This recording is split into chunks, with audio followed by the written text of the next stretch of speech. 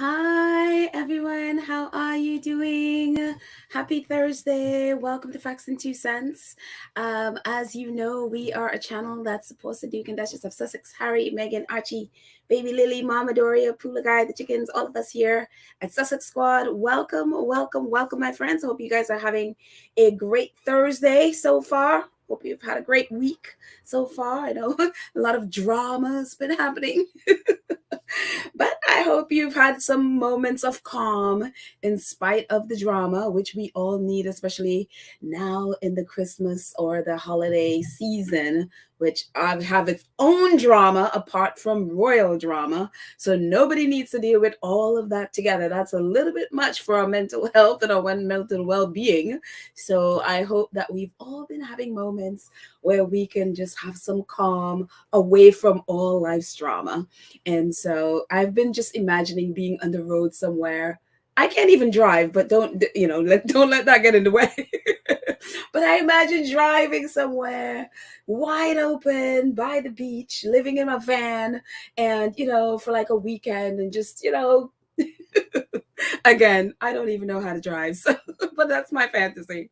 But anyways, however it is that you find your peace, I hope that you guys have been able to find it. So anyways, welcome again, and let me see who is here in the chat with me, my awesome friends hanging out with me on a Thursday. So we have Annie's here, and our awesome moderator Lydia is here. Hi Lydia, and our awesome other moderator is here, Karen M. Hello Karen M.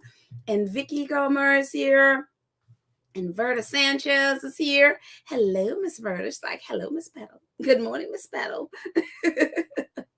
And Joyce and Dolores and Annie and our awesome moderator Church Nelly is here, hanging out with us with our awesome other squaddies from South Carolina. Hello, awesome squaddies from South Carolina. How are you all doing? I hope all of you guys are doing great. And Sherry is just saying, hey, everybody. Hey, Sherry. And V. Thomas is here. And Rochelle is here. Hello, guys. Let's see. Connie Bama is here. Verta got you before. Yep. And let's see. Oh, Kenitha is here. Hello, Kenitha.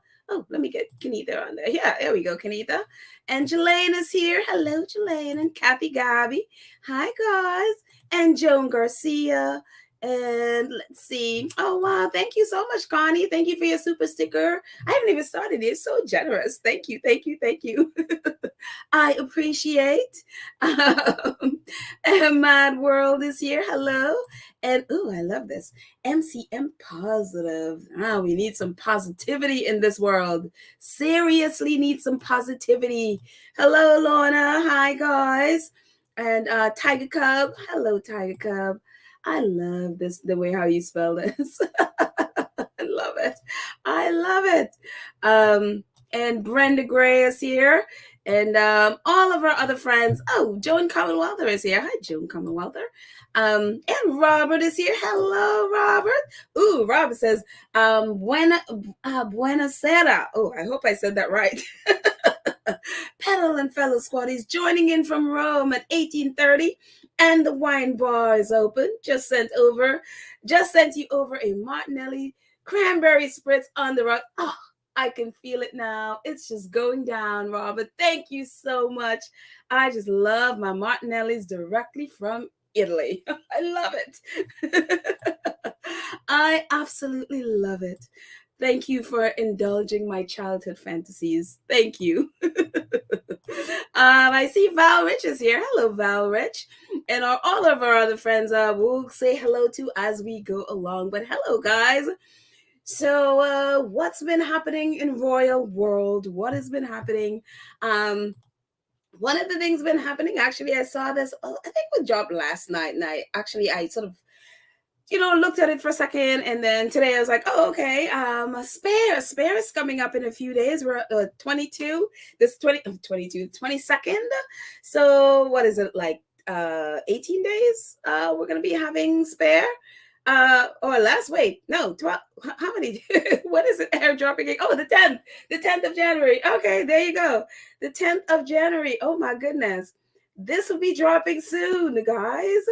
And we are going to be, oh my goodness, I can't imagine what's going to be like. Of course, we have, everyone and their brother saying that there's going to be that interview with Tom Bradby and one with Anderson Cooper, which I, again, would love. But of course, until we hear it from the Sussexes, I believe nothing. So if it happens, fantastic. If it doesn't, okay, I absolutely look forward to. I mean, I love Tom Bradby and I love Anderson Cooper. So if he does it with them, it would be fantastic. I would definitely be watching. But if he doesn't, hey, that's fine too. But in regular Sussex way of doing things, they're like, we are giving nothing away. You get it, you get it when everybody gets it. So this drop from booksellers, there are no plans for a newspaper serialization of Spare, I should say. Prince Harry's memoir has published. His publisher Transworld has confirmed the book will be published on the 10th January. So yeah, book publishers like now, and those especially British tabloids were jonesing to get some advanced information about the book so they can trash it as usual, which is what they tried to do with everything Harry and Meghan. So they were trying to look at what they tried to do just with the teaser of Harry and Meghan docuseries, with all the nonsense that happened with around a trailer with clips that from other events, and which is again a very normal thing for documentary. It's like normal as drinking water, but of course it's Harry and Meghan, so the lying tabs all of a sudden are fact checkers and they are beacons of truth. It's just like unbelievable. So I am so happy, as with all things Harry and Meghan, like no, that you are going to read it the same time the public reads it, so you cannot influence anybody's decisions or anybody's mind about what it says. There's not going to be any of it. So I am so happy that they're doing that again. And so this is a little part of the article. Actually, I'm going to hang on. Let me move a little scrolly thing from the bottom there so I can read all of it. Again, as the scrolly thing said, if you're new here and you have not subscribed to our channel, please go ahead and do that. And please like and share the video. If you're on here, please give it a little like so that we look like we're liked. I don't know. It's nice. I don't mind being liked for a minute. I don't mind it at all. So go ahead and like it. So there you go. But anyway, the article says there are no plans for a newspaper serialization of Prince Harry's memoir, Spare. His publisher, Transworld, has confirmed no further information about PR and marketing campaigns for the book out on 10th January. Like on the 10th? On 10th January has been released. This week, The Times, which is a, Rupert Murdoch glorified tabloid, although they like to think of themselves as not a tabloid, but there we are. This week, The Times reported Prince Harry would publicize Spare in an interview with Tom Bradby to be broadcast on ITV early next month. Bradby made a documentary about Harry and Meghan's tour of South Africa in 2019, in which Meghan spoke of her struggles with life in the spotlight. The Times also reported Prince Harry to be interviewed by Anderson Cooper, the U.S. news anchor, days before the memoir publication in January. Transworld has not commented on the report, as is no one else in the Sussex household is commenting on whatever is going to happen when it happens. If it happens, it'll just happen. So there we go.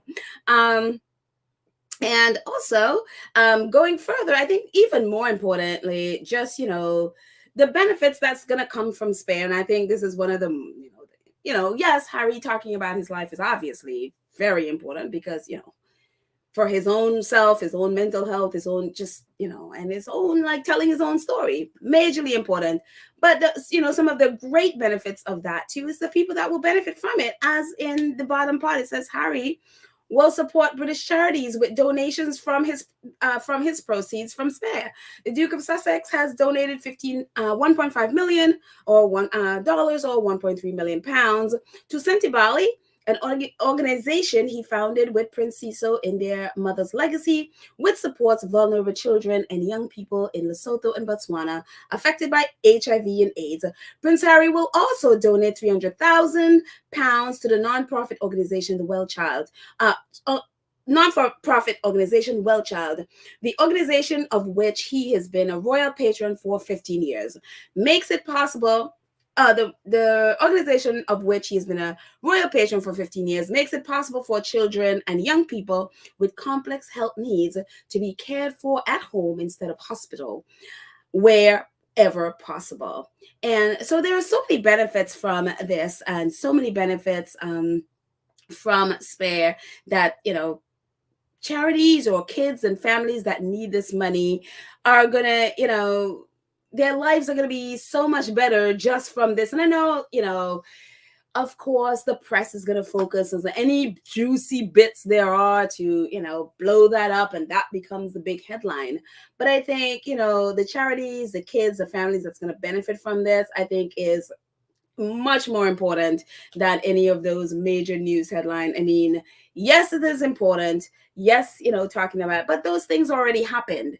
And I think Harry is, as he continues to heal, and some of them, I'm sure he's probably healed from it to a point where he's able to verbalize it. So all of those things are important. But for me, it's just like knowing that, I think it's one of those things too, that the thinking is always like, when you struggle with something, the struggle is not just for you. The struggle is so that those coming after you can benefit from whatever lessons you learned, whatever encouragement you got out from coming out on the other side of it, whatever it is. Or even if it is that, to feel like they're not alone, and whenever we struggle, there's always that feeling as, oh my gosh, nobody in the world has ever felt this way. And if that, even if it's just for that, so I really applaud this. And again, all the people that's going to be benefit from this and going to be benefiting from this in so many different ways. So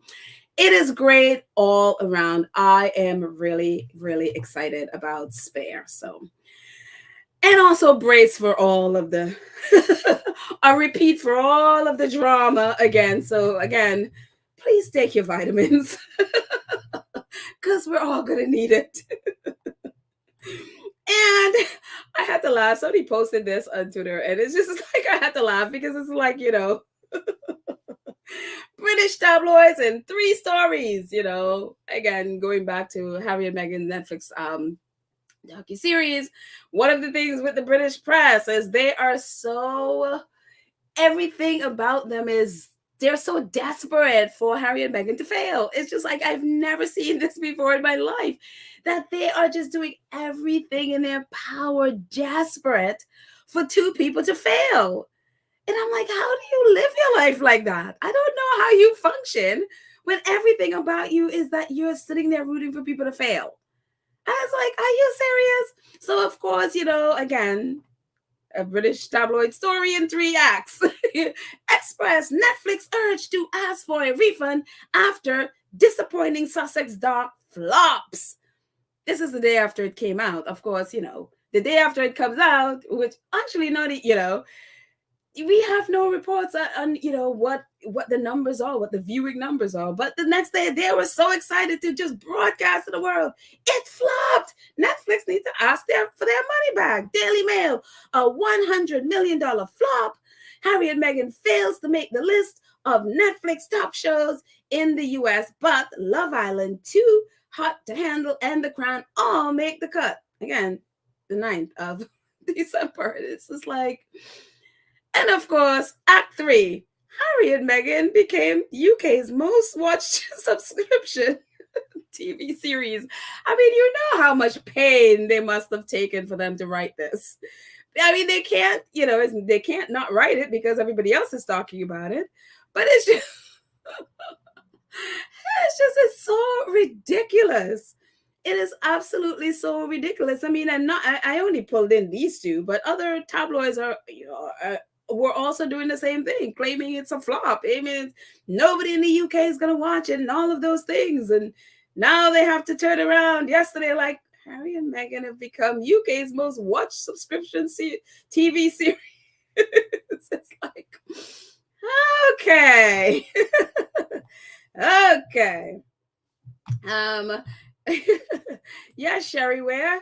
That's one of, oh wait, Variety did the same stupid move, hating on Harry and Meghan. Yes, that's why they're in my doghouse right now. Exactly. The same thing. Like, oh, they're one-hit wonders, basically, is what they decided to do. And by that evening, Netflix dropped the new docuseries, and then apparently they said they change whatever it is they wrote. We basically just called them and just, respond to them calling them clowns. I mean, it's like, they're really stupid and clownish, especially when you don't know what people have on their plate. I mean, literally, Netflix literally said, we are working on a bunch of different projects with Archwell. They literally said that. And so it just, yeah. Stupid American media following the British media, trying to get in on that. Let's hate Meghan, which is usually the Meghan thing is what they're trying to do. Getting on that billion-dollar industry of let's hate Meghan, the Duchess of Sussex. Yep. And so anyway, Independent is a little bit more detailed in their in their reporting. Netflix Prime Video and Disney Plus, Harry and Meghan becomes UK's most watched streaming series. And again, that's between Netflix, Prime Video, and Disney Plus. The number one streaming series is Harry and Meghan. And so absolutely awesome. Says UK. The UK's, let me make that a little bit bigger so I can see it better. The UK's most watched streaming series of the year has been revealed. In 2022, numerous high-profile releases were made available on subscription services, including Netflix, Prime Video, and Apple TV. However, it is one release earlier this month that has topped the charts as the most watched of 2022, Harry and Meghan. Figures show that the first episode was seen by an average of 4.5 million people in the 7 days following the release November 8th. So this is from the first volume. And but I guess overall it is, and you can see in the chart below on the other side. And the last little clip at the bottom says that's more than 1 million from the 4.5 million. That's more than 1.5 million greeters than the figures amassed by The Crown season 5 premiere episode. The premiere episode was 2.8 million earlier this month. And on the right is just kind of breakdown of the ratings. So Harry and Meghan number one, and then The Crown, and then the others following, including Bridgerton. So yeah. So kudos to Harry and Meghan. Not only are they, as we talked about yesterday, the volume 1, they had 81.1 or 81.5 million watch hours, and the first volume 97 point something million viewing hours on the second volume 2. I mean, it's been massive, number one documentary ever on Netflix. We'll get to that in a second. But so it's so funny that it's like Harry and Meghan, the real life is over The Crown. And I hope you guys forgive me. I never did go back to watching The Crown. I don't want to. And I know I promised I wouldn't do a review, but I really just don't want to. I don't want to watch it. So I am so sorry. I know that's going back on something I said I was going to do, but I really just don't want to. It just is so depressing to even go. So I hope you'll forgive me on that one. I don't want to, I just don't want to watch it. And it's probably stupid of me, but I just really don't want to do it. And yeah, of course, as we were just saying, the world, we looked at this yesterday, the world is captivated by Harry and Meghan. And again, top 10 in 85 countries, biggest documentary ever, 175 million watched hours. And it's amazing. It is absolutely amazing. And it's so, I don't know if you guys, how many of you are on Twitter, which is, again, where I mainly follow royal stuff. So many people have the same response to Harry and Meghan. People who either hated them, were sort of indifferent, more royalist, or just sort of neutral. They're all saying the same thing, like, "Oh wow." After watching it, I'm thinking differently about them. Or I actually like them more. Now I understand why they leave. Now I understand who they are. And so, yeah, it just it's just really great that people, and I'm so happy they put that up so people can really see, okay, this is who these people are. They're not these monsters that the British tabloid is playing, trying to make them out to be. So I'm just really happy that people are, seeing them. Whether, and nobody's saying you have to love them, but just hear their story and just to see where they're coming from and who they are. That's all it's asked, So, oh, thank you, Mabel. Mabel is like, don't watch it. It's not good. It was not good. That's how I feel. I mean, I watched the first 5, whatever, how many episodes I watched here, when the ones I reviewed, and I'm like, I have no desire to go back to this thing. This is just like would just make me angry, and I don't want to be angry. I just don't want to be in a space where I'm watching something and being angry about it. So. Oh, Lex, thank you so much. Thank you for your donation. Says it is the same tactic. They predicted it's a flop 5 minutes after it was released. They did the same thing with Meghan's book, and it's a bestseller. Yeah, and of course, and they did the same thing with Archetypes. And it's just like, they just need to write something so that their trolls can, go with it. So, and unbelievable. Oh, thank you, V. Like, okay, don't watch it. I have never watched any series of The Crown. You're forgiven in my book. Thank you so much. Thank you for understanding. I just yeah. Joy says The Crown chickened out in season 5.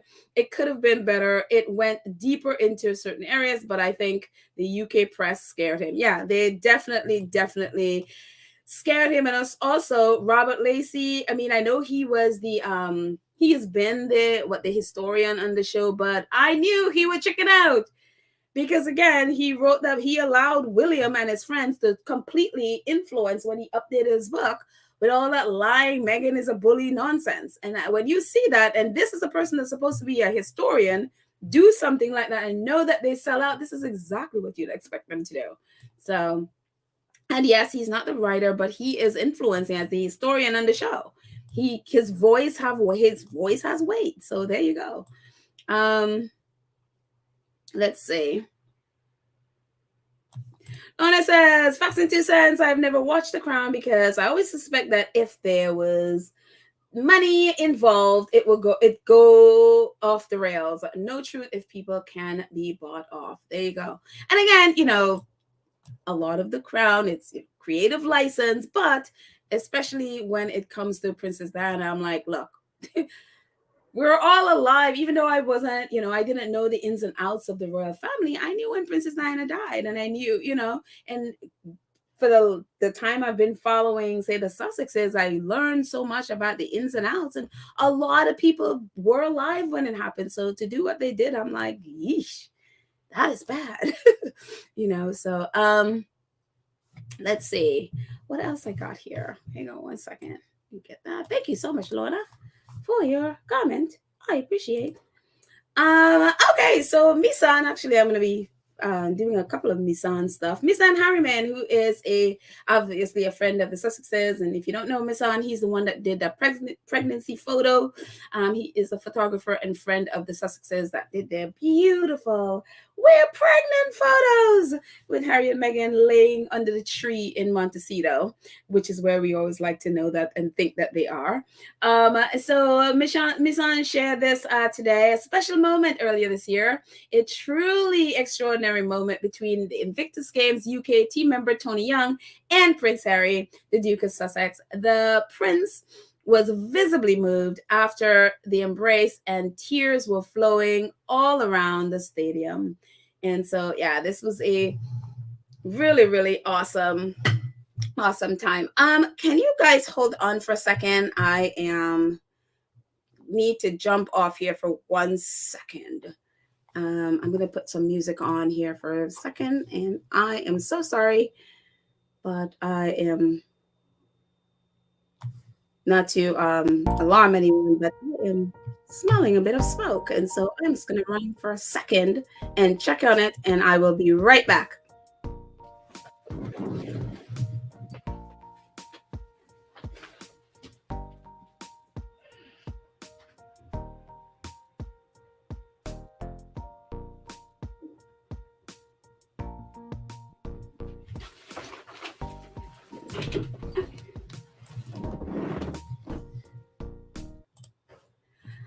Okay.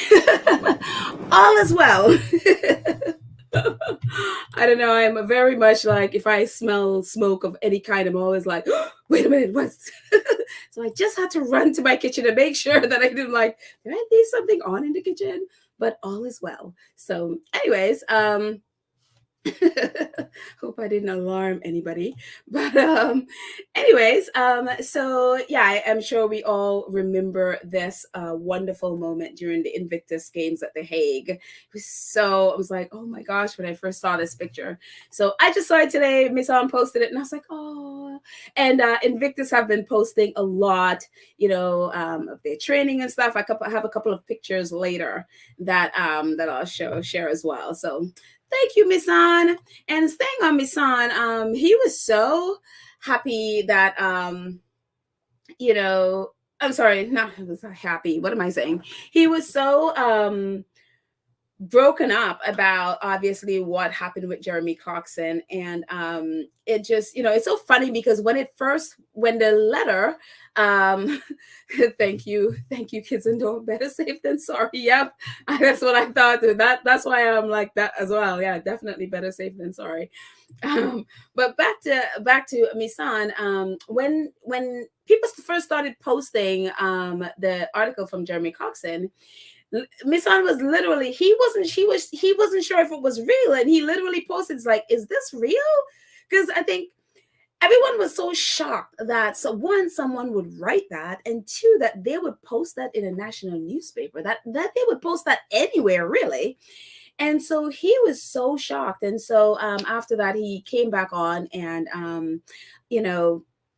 he posted, this was actually a photo from a video he posted, because he has a wife and he has two young children, and he was so shocked by just that, and just basically talking about, like, this is so unacceptable. And I mean, just about everyone has been speaking out about this. It just is one of those things where I've never seen people in the UK, at least the time that I've been sort of paying attention to what's been going on in the UK, that they have, people from all walks of life, and races, and culture, or age group, whatever, all walks coming together around this one topic and this one thing. And it's been great. And I hope that they don't just let it die as with, saying I'm outraged, or, writing a letter or whatever, that they would really make changes because of this. And so Miss On had writes this recently, the recent article by Jeremy Clarkson is genuinely scary territory. We cannot look away or be indifferent to this type of hate. We have to be better than this. And again, the video is just really, I mean, it was like, his shock was palpable. And, again, how do you explain, his kids are really young right now. So they're not, obviously they're too young to even process any of this stuff. But how do you explain to your kids coming up that, if they don't take care of this now, your kids are going to grow up into a society where what Jeremy Clarkson did is the norm. Because honestly, it has been the norm.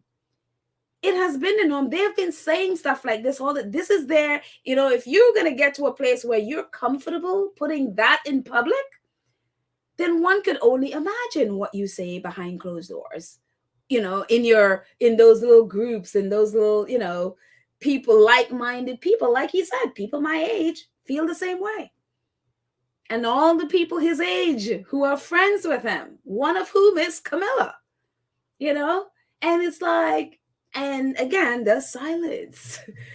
of Camilla and the rest of those in the royal family. And so the Guardian wrote about this today. It says the Sun will protect Jeremy Clarkson, who will protect the women who suffer violence every day.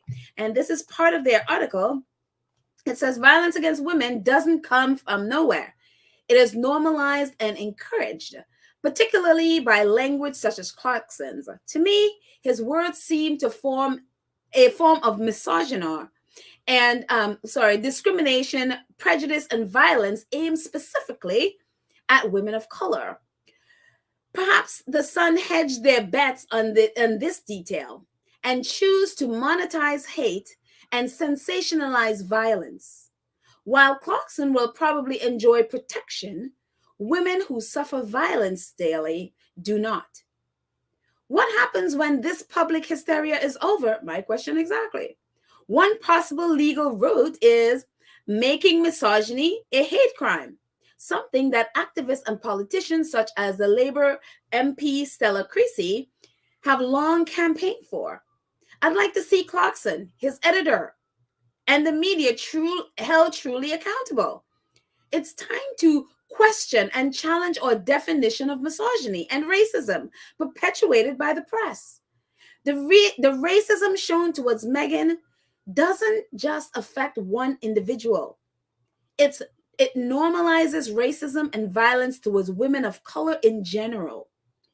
Surely, after the past few days, we need to challenge the definitions of hate crime and misogyny in the media. And that's the thing. And that's the thing that I have a concern about. I mean, yes, sure. I've seen all the outrage and I've seen the hashtags and I've seen the letters and I've heard the people on television and radio and all of the people calling in, voicing their outrage. But for how long is that going to go? And what's the step beyond the letters? And yes, I read the MP letters yesterday. It was very strong, very forceful. But will it go beyond that letter? Especially the fact this misogyny that, again, directed at Black women, this behavior directed at Black women, I dare you, if this was directed at Kate Middleton, Queen Camilla, anyone in the royal family, pick someone in the white royals, Jeremy Clarkson would not have a job today. He will not still be at the Sun. It will not still be at ITV. If any of this, what he did, was directed at the white royals. But again, as it's saying, that's why the Sun hedged their bet. Okay, let's make money off of this because why it's directed at someone Black? So we can hate her. We have an audience that will love it and they would make excuses for it. Oh, no, it was just a joke. People are still doing that. It's a joke. It's just something. It's just a reference from Game of Thrones. It was a joke. You can't take a joke. So, they sit and they gaslight us.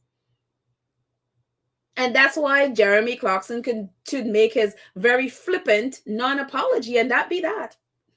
And the Sun has the attitude of, we're not commenting. We take it down, we're not commenting. Because they know nothing will happen. And so my thing is, what are the people in the UK, especially around this situation, what do they need to do? And I think about, people and women who are really serious about fighting for their rights, serious about change and change happening in their country, in their community. And I'm thinking about these women. These recent women, this was yesterday or a couple of days ago with the Taliban banning female university education, and there are videos that are out there that are so heartbreaking of students crying because now they can't have an education. And there they are. Again, they are in Afghanistan. So that means they're on the street protesting. Their lives are in danger. Every person there in Taliban, Afghanistan, their lives are in danger. The people on the right, Iran, we know what's been happening there in the past months. They are literally executing people. And women are still out there on the street demanding their rights, demanding change. And for me, if for the people of the UK, it cannot just be a hashtag on Twitter. It can't just be a, oh, I'm outraged, and then I go back. Because again, you're going to have more Sarah Everards and all the other women that have been killed. I mean, you know, she's the most popular one. I guess that's the one I remember right off the top of my head. But there are so many all the time because of the same behavior. That is not being checked. That is not, nobody, they're not standing up. It's like you are upset and you protest in a moment. And then all of a sudden it's like, okay, back to normal. And then the Jeremy Clarksons and the Pierce Morgans and, you know, all the others, the Dan Wootons of the world just go back abusing women.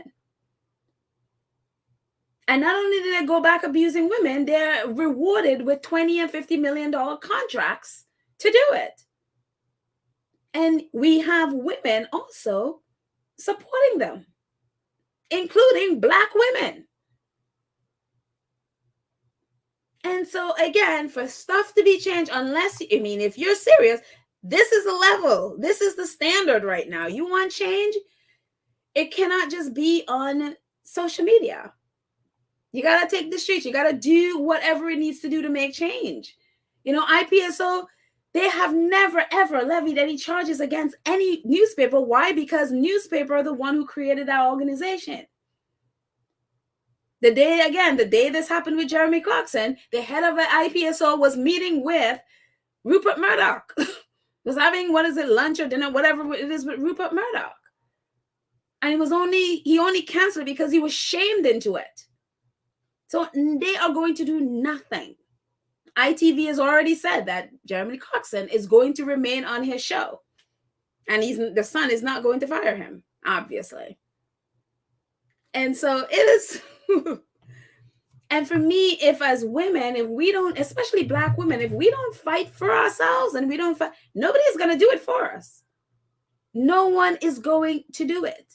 Again, if it's the white royals, yes, they will do something. As we've seen, the royal family has been silent. And what is interesting, I remember when the Queen had just died, and I think they were leaving, I think it was somewhere in Scotland. I think they were leaving Balmoral or something. Not Balmoral. Was it Balmoral they were in Scotland? Wherever. And someone yelled something at Prince Andrew. That person was arrested. Imagine someone yelling, and I don't think it was even something saying derogatory at Prince Andrew, calling him out or something. I don't remember exactly what he said. That person was arrested. Yet, Jeremy Clarkson could write what he write in a national newspaper, and even the police is like, oh, well, we don't get involved in ethical things and all of that stuff. And it's just like, are you serious? Anyways. And, as we were saying, don't expect the royal family. I know this has been a thing. The royal family are silent. And as we know, silence is complicit. It's just, yep. Don't expect to hear from Camilla, queen of defending the rights of abused women and advocating for abused women. Don't expect Camilla to be doing it because here she is with Lord Rothermere. She was a guest at their event over the summer. Don't expect Prince Charles or King Charles to be saying anything about the Sun, because why? I mean, just look at this picture. This is Victoria Newman. She is the editor of the Sun, and she is writing this article. And what did Victoria Newman says? I was with Charles on his last working day as Prince of Wales. He hosted me with typical generosity. Here she is with Charles on the right. And again, we've seen this picture before, Charles' 70th birthday. Here he is. The Sun literally made a cake for him. I mean, how close do you have to be to this for the Sun to make you a birthday cake? And here they are with Arthur Edwards under extreme right there. And it's like, this is a tabloid. A tabloid that your son is suing.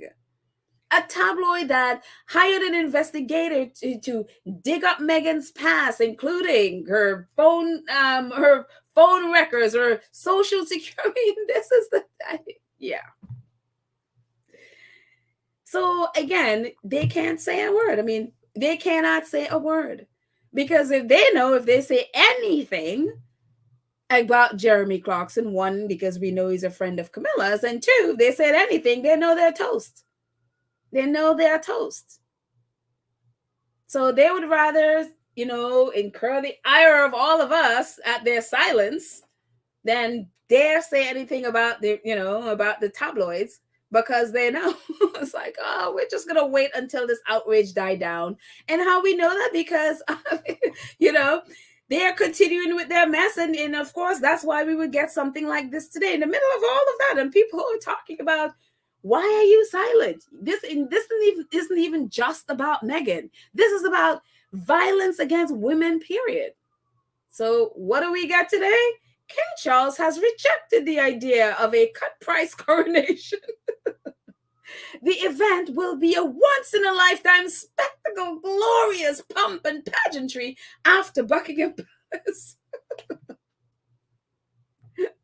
In other words, we don't care. We don't care if you are here taking up and want changes to policies, especially target stuff that where that's targeting women and putting women at danger. We don't care. We don't care. We don't care if you are having issues with your standard of living. We don't care that you can't feed your family. We don't care that you can't heat your home or have money for gas. We don't care.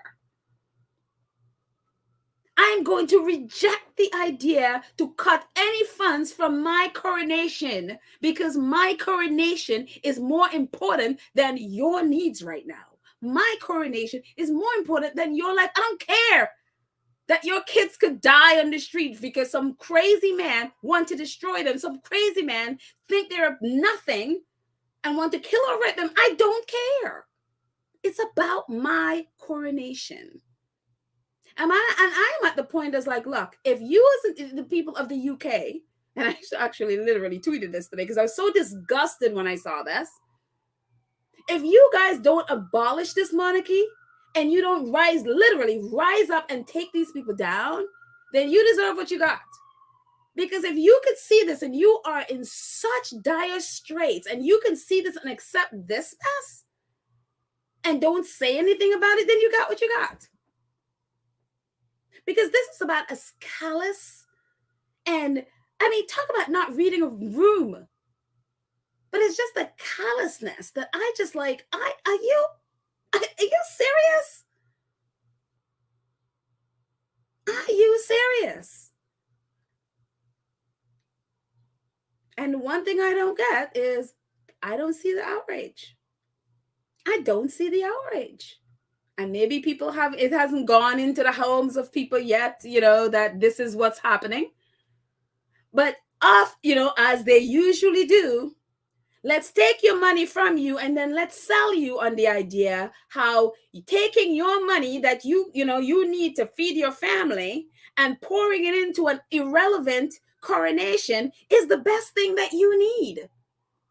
So here we go. However, let me get this bigger. However, AIDS insists that the only elements to be removed from the ceremony would be those now considered outdated and cumbersome. The palace insiders and politicians, are said to agree that any attempt to reduce the occasion would be a missed opportunity to showcase UK PLC as on a global stage.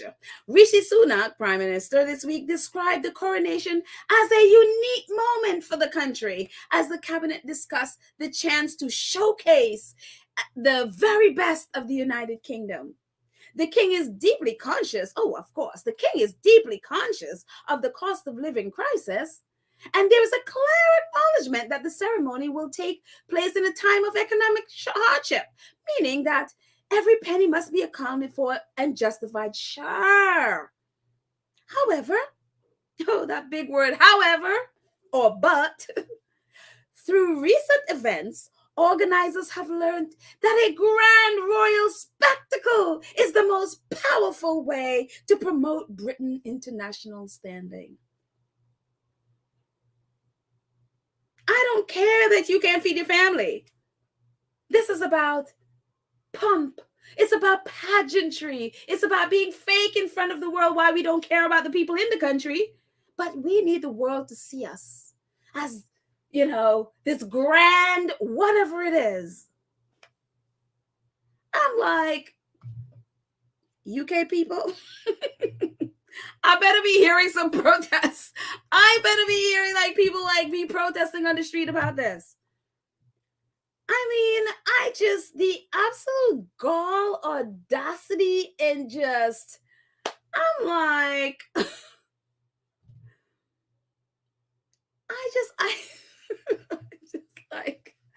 I'm like, oh my God. Leg says he's paying for Andy. He should pay for himself. That's the thing. It's like, you could go ahead and have your coronation. You can go ahead and be kinging all, and Camilla could be queening, whatever, as long as you pay for it. You need to pay for your coronation. If that's what you want, you need to pay for it. It's unbelievable.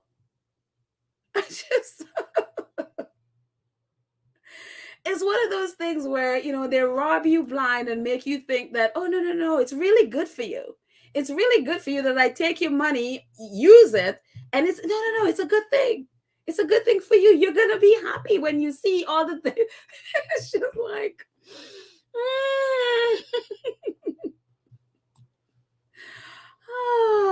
unbelievable. Unbelievable. It just... I don't know. I'm glad. I think if I had to live with this stuff, I'd probably burst. It's just like, I'd probably burst a blood vessel if I was in the UK and that was my money going. I mean, anyway. Oh, I see Duchess of Success is here. Hi, Anne. Are you still here? It's like you're a sicko. Oh, who are you talking about? I'm assuming Jeremy Clarkson. I'm assuming that's who you're talking about. But if you're still here, hi, baby. How are you? I saw your post with that woman earlier today, and I responded in a bunch of ways to her. I was like, look, it's if you don't know, it's just this woman on Twitter who I only saw, I only came across her thing yesterday, basically trying to dictate how many Black friends you need to have in your life in order to be a Black person or to be considered Black according to her standards. I was like, girl, you need to get out more. Seriously need to get out more. It's like, I didn't know in all my life, I didn't know there was a quota of Black friends I needed. So unbelievable. It's amazing how we all think about these things in so many different ways. But I'm glad we're not the monolith. I'm glad we all have our own experiences about being Black and about being Black women. Thank God.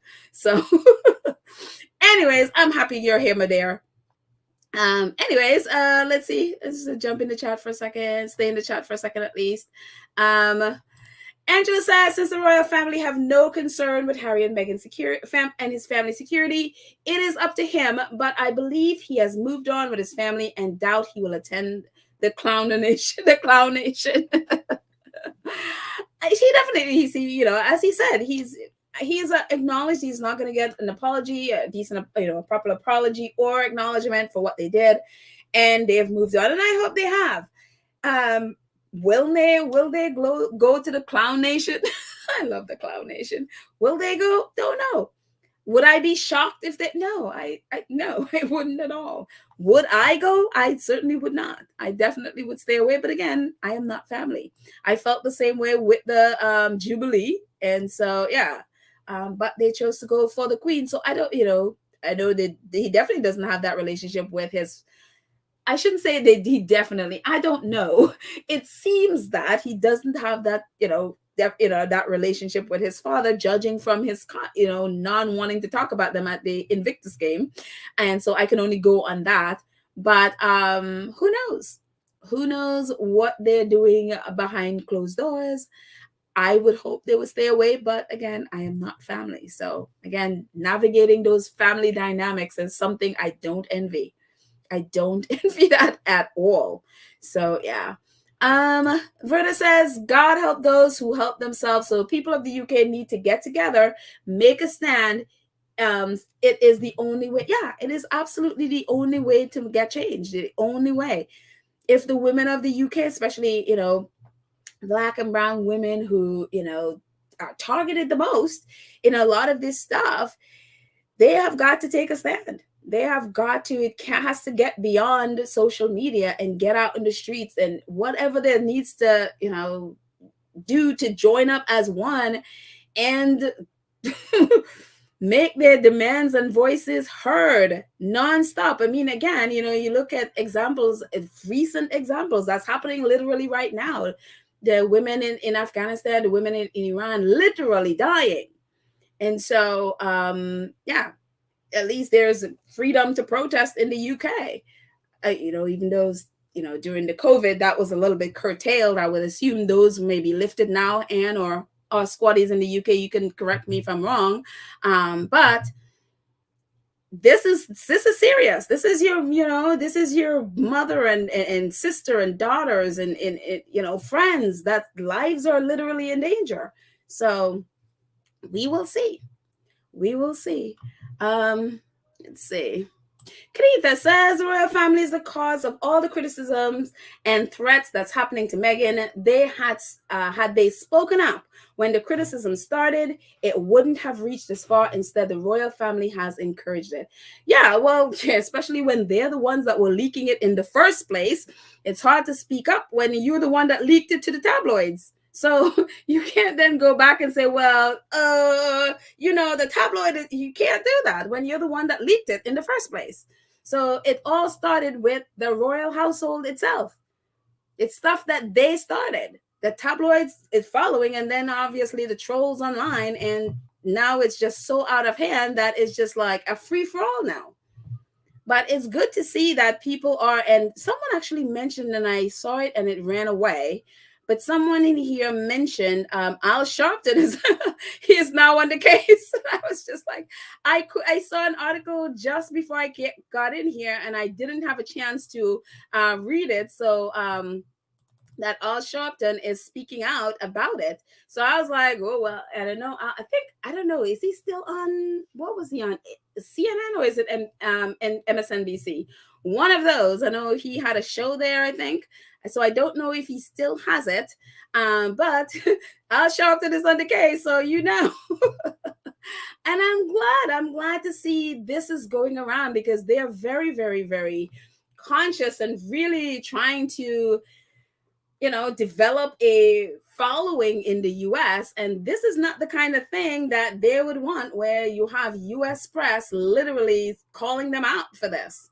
And so and again, I haven't read the article. I know he was calling out Jeremy Clarkson, so I don't know if he mentioned the royal family, but other clips of videos I've seen on different shows in the US and Canada have been calling out the royal family for their silence. So that's not the kind of press they would want to have, especially with Lee. What is it? Lee Thompson is his name, the new PR guy for Kensington Palace, who I would suspect is the reason why we're hearing Variety and those trying to shading the Sussexes, because this guy from NBC has these connections with these outlets in the US. And so I don't know, I don't have evidence that he is, but I wouldn't be surprised if that's the connection there.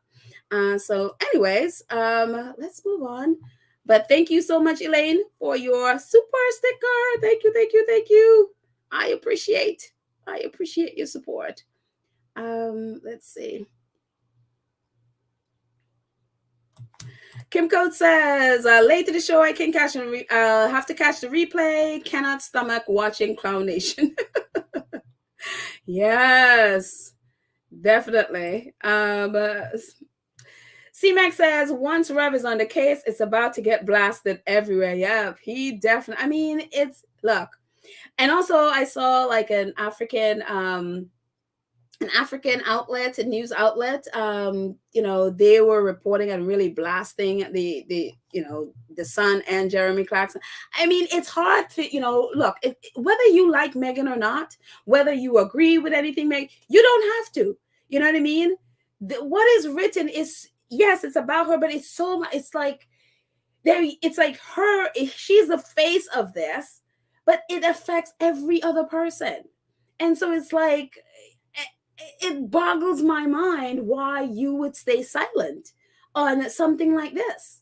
And again, if this was something that was said or done to Kate Middleton or Camilla or Eugenie or the others that are there in the royal family, Jeremy Clarkson might be in jail.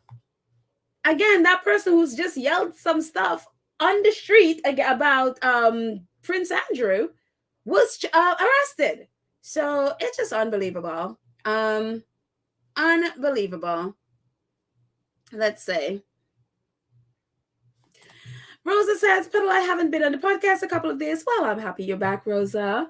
Did you see the black lady crawling on the floor in front of Prince Charles? I've been trying to erase that from my mind, Rosa.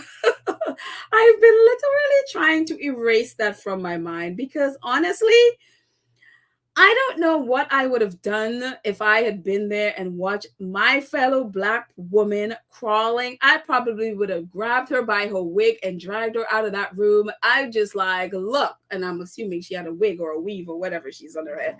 Whatever she had on her head, that would have been gone because I would have dragged that woman out of that room. I mean, our ancestors must have been rolling and doing backflips in their grave to know that one of our people would do something like that. I am like, Rosa, I have been trying to forget it. Just like, that's just,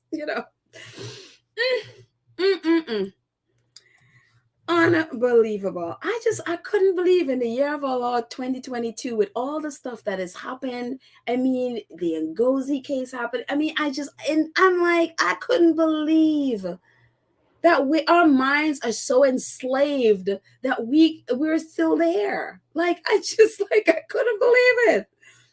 And then there were other black people there, and they're just like, sort of politely smile. And it's just like, girl, this is when you grab your black sister, drag her by her hair, her blouse, whatever you need to do. Grab her, pull her out of there, put her in a room, and shake some sense into her. Shake some blackness into this woman. Like, do you know who you are? What are you doing underground? Why are you kissing these people's like? You do something. I'm like, I was like, we have got to be each other's keepers. We can't let each other do stuff like that. We just can't do it.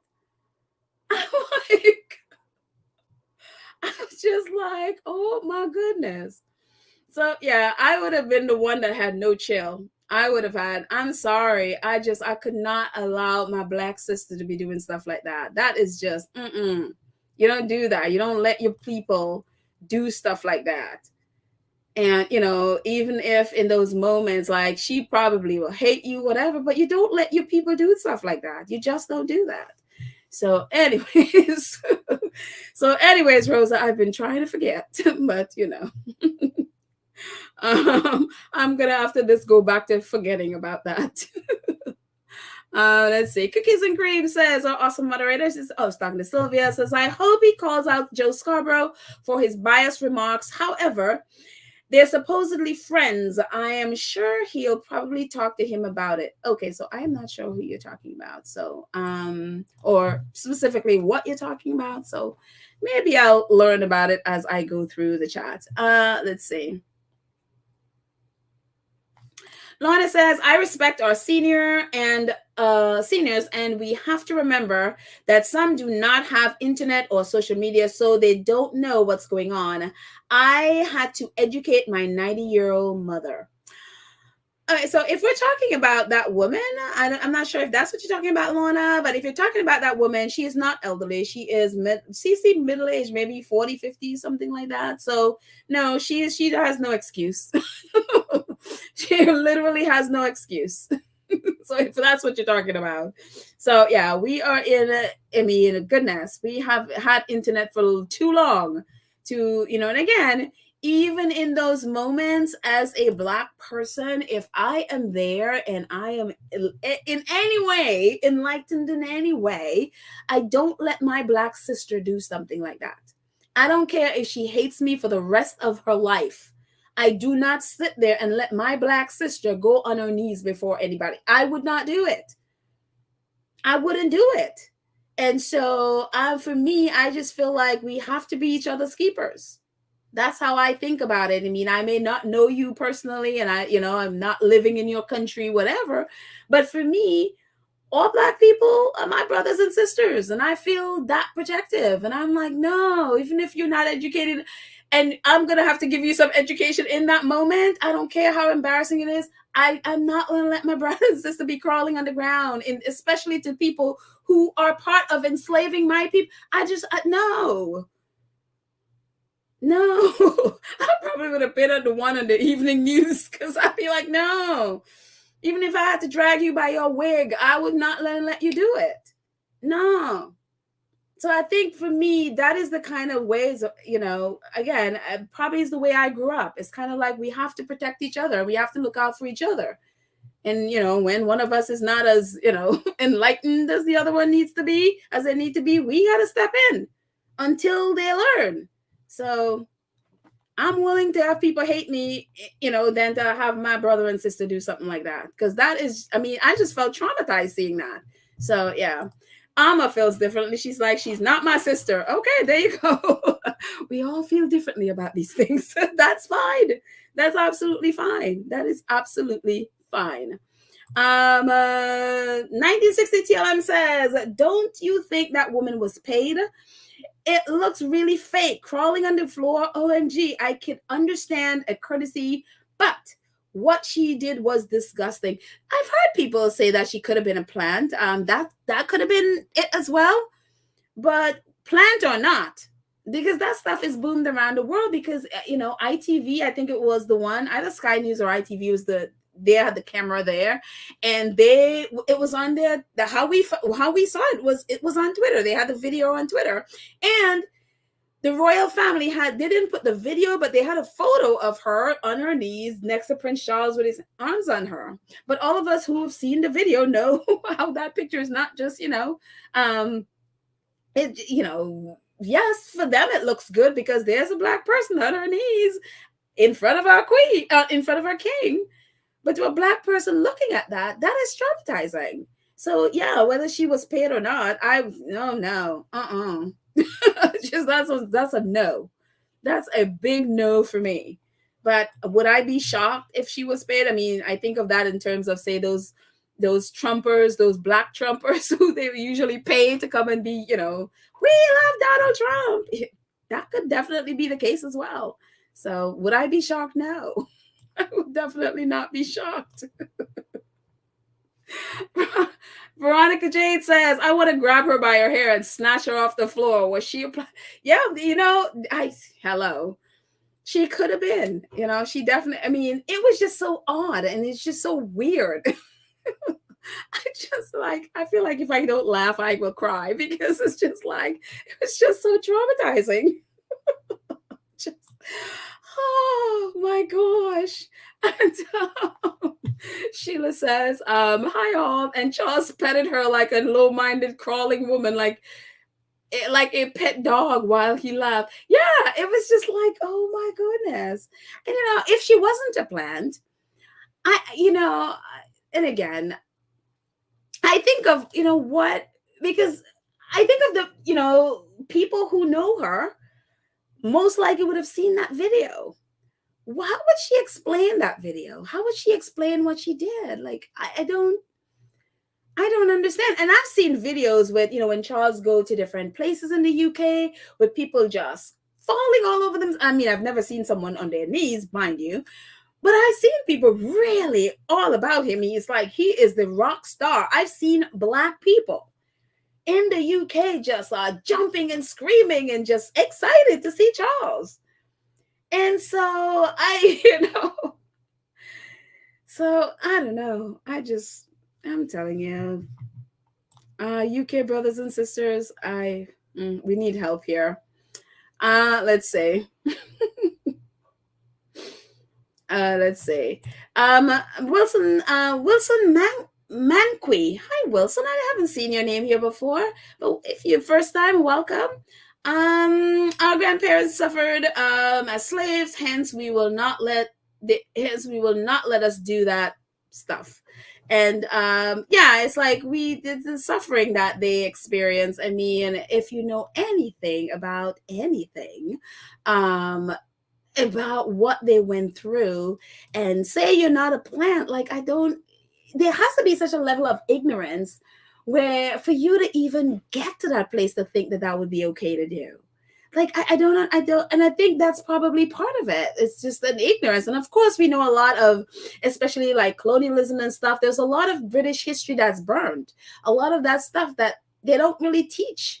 And so I think there's a generation of people that just don't understand or don't know, or just haven't taken. I mean, there's a lot of stuff you can just learn for free online, but maybe people haven't taken the time to learn.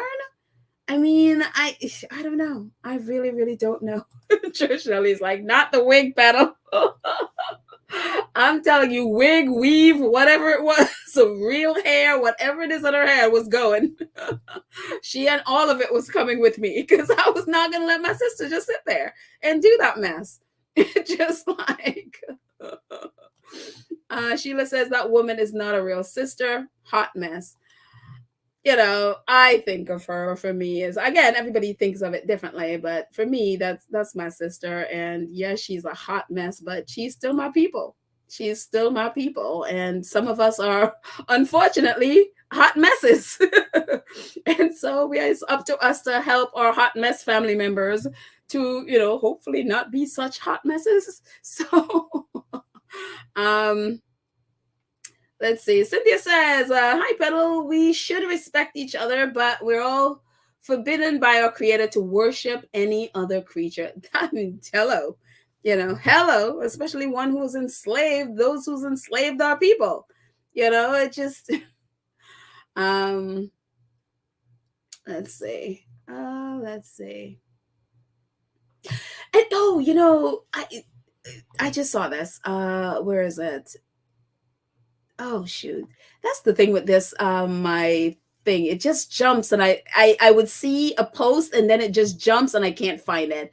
But someone here was mentioning about nurses, and I'm assuming it was a nurses, because I think isn't the NHS right now striking, and nurses and doctors and stuff are trying to get higher wages because they're underpaid, they're overworked and underpaid. And I think this is one of the things that is so disgusting about this whole thing with King Charles and his coronation, because nurses who have been there through the pandemic and gotten people through this horrendous pandemic and are still, fighting for people's lives.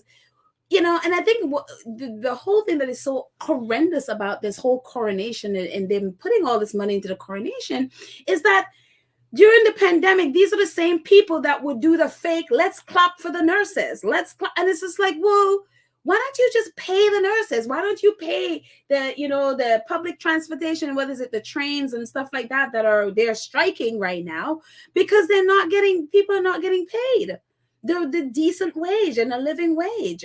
Shouldn't that's where the money go to? Why, and so for me, it's very interesting to me that there is not a big outrage that is even having this ridiculous coronation. And if the coronation is not bad enough, now they're talking about, what is it, it's a jubilee or whatever it is with the king's birthday coming up. They're talking about, so you're thinking in terms like, in the last year, in the middle of all this, crisis, they had a jubilee nobody asked for. They had a huge, massive funeral. Really, nobody asked. I mean, you didn't need that big of pomp and circumstance. Yes, I know she's the queen, but again, in the middle of a cost of living crisis, it didn't need to be all that. You had the Commonwealth Games nobody asked for. Now you're going to have a coronation nobody asked for and another jubilee nobody. And while people can't feed their families, while nurses are trying to get a decent wage, while, people driving, whether your trains or whatever it is, have to strike because they can't make a decent wage. And so I don't understand how you explain this. And on top of all of that, you also have to foot the sovereign grant, which is, last year was 102 million pounds. So, this year they're going to have more money. In spite of the fake, we're slimming down the monarchy bit, they're not going to be slimming down the sovereign grant. And again, the 102 million pounds is just what they put on the books. That does not include security, which, if you believe Republic, who've tried to figure out exactly what it costs, it's closer with security. It's closer to 350 million pounds. So how do you explain all of that, and how do you know all of that and not be outraged as a people?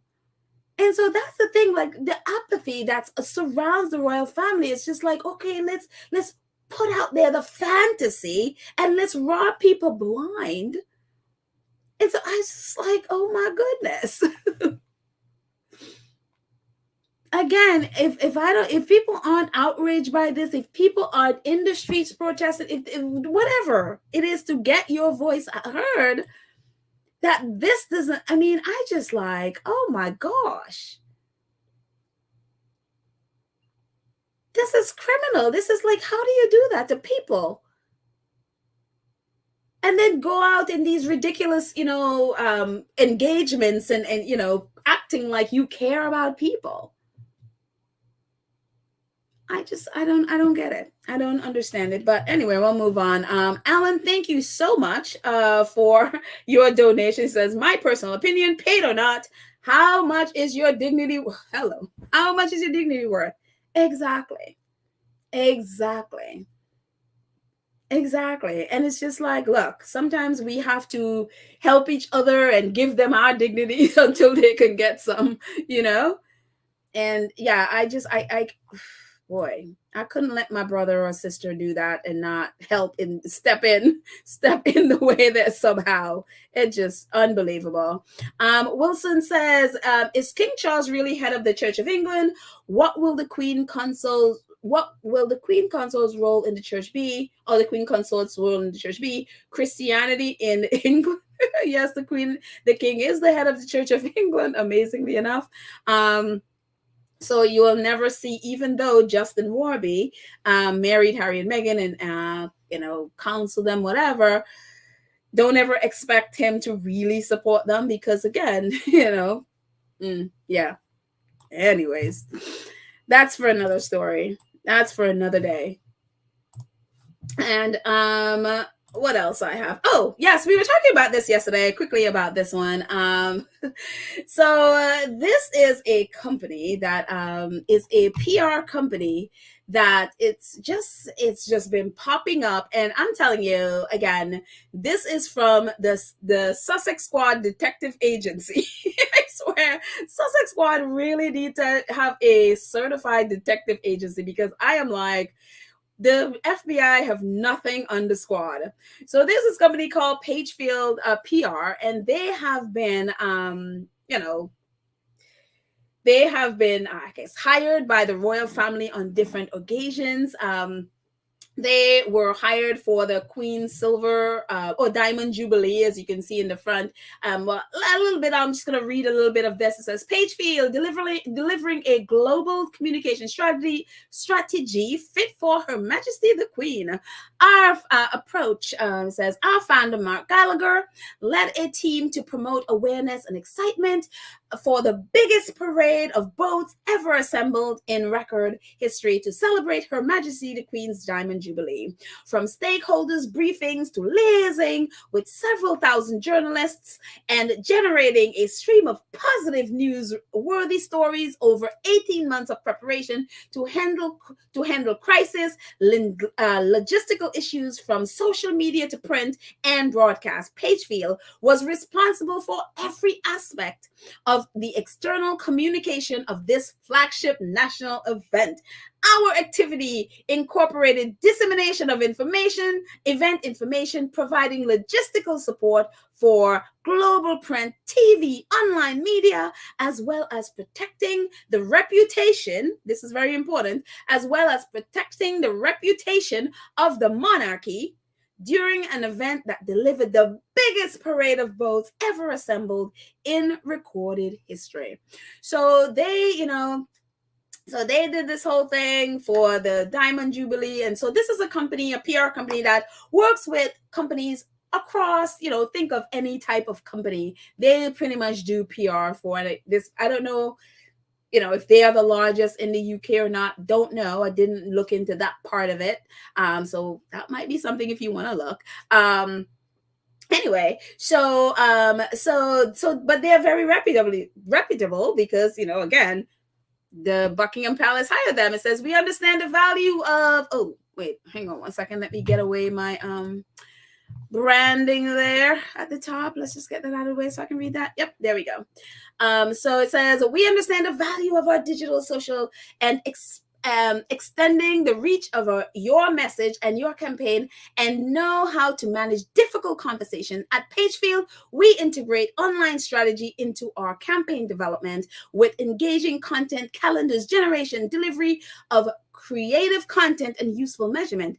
We also advise on and actively engage in damage limitations when issues and crisis erupt online. So that's a lot of their stuff is online, which, it seems fine, yeah, that's great, royal family hired them, whatever.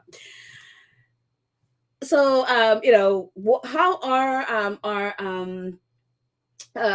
squaddies, I guess, and I had never seen this girl before, and there are squaddies coming and going all over. So I don't know everybody in the squad, so I had just seen her stuff for the first time, and she had this whole thread of Pagefield PR and their relationship with the royal family, and so it was very interesting. So, one of the things she says is that the same PR company was used by the royal family for the Diamond Jubilee. So that's, part of what she's talking about. Anyway, so it says, as a nation come together to celebrate Her Majesty's Diamond Jubilee in 2012, Pagefield was appointed. So they have appointed them to develop and deliver a comprehensive year-long PR and stakeholder engagement strategy to ensure positive, and this is what they're there for, to ensure positive awareness of the Thames Diamond Jubilee event throughout the public relations alone, galvanizing UK and international support across print and the broadcast media. And part of Pagefield, we're gonna, this is Kay. This is the person at the top. You can see her, Kay, Natasha _ KC3. A lot of this is her. Sussex detective, being a Sussex detective. And so this is from her thread. So Martin Townsend, so this is a person we'll focus on. Martin Townsend, he's a partner at Pagefield PR, and he's a former editor of OK magazine, the tabloid, and he's a former editor at the Sunday Express. Apparently, he's an award-winning author, biographer, broadcaster, and very importantly, a crusade for better mental health. So hold that one. He's a crusader for better mental health. And so a little bit more about Martin Townsend. He has been a journalist for 40 years, including 4 years as an editor of OK magazine and 17 years editor at the Sunday Express. At OK, he secured the world exclusives for the wedding of David and Victoria Beckham and Michael Douglas and Catherine Zeta-Jones. And at the Express, he broke the biggest royal exclusive in 20 years, the romance between Prince Harry and Meghan Markle. And so, you can read the rest about him. And again, the link for Pagefield is in the show notes, so you can read all about him. As I was saying yesterday, you could read. But one of the things about him, it says, if you go down a little bit further, it says he is an acclaimed he talks about his biography, and it says it's an acclaimed biography about growing up with a father who suffered from bipolar disorder. He won a Mind Award for the book and another for the Sunday Express groundbreaking crusade for a better mental health. That's right. The Sunday Express, that tabloid that attacks Harry and Meghan like 50 times a day with their articles, had a crusade for better mental health. It's unbelievable to me. But anyways, a little bit more about this man. The same Martin Townsend, this crusader for better mental health, who is a partner at Pagefield, who the same Pagefield again that was hired by the royal family.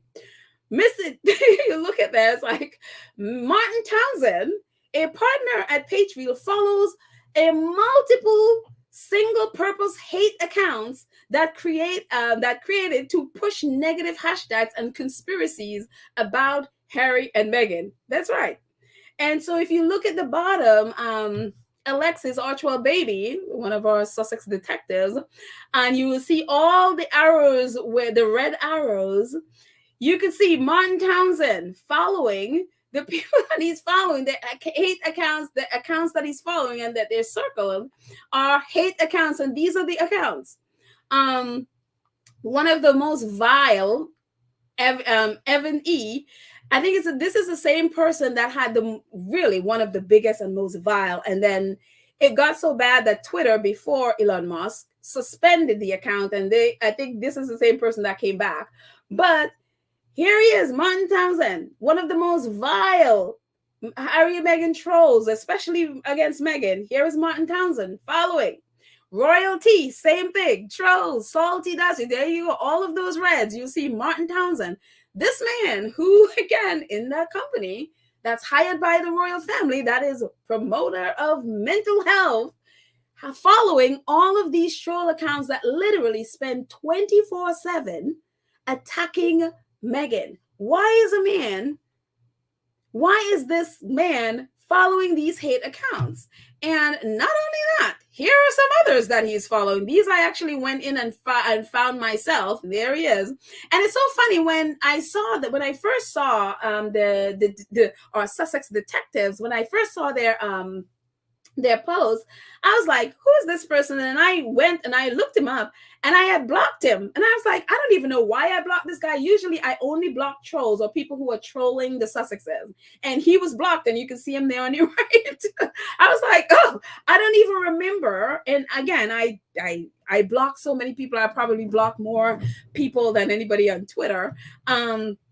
And he was one of the people I blocked. And you can see all the reds is all the ones that I've blocked. And he follows all of these people. Baroness Brock, one of the most vile, 24/7. It doesn't matter what time you go on Twitter. This person is tweeting hate at the Sussexes. And all of those you see where it says followers. Yeah, all of these people are following him or he is following them. It is just amazing.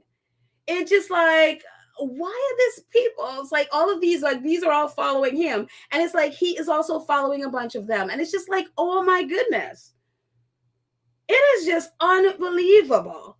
And so, again, and the same company, turns out the same company is the PR company that was hired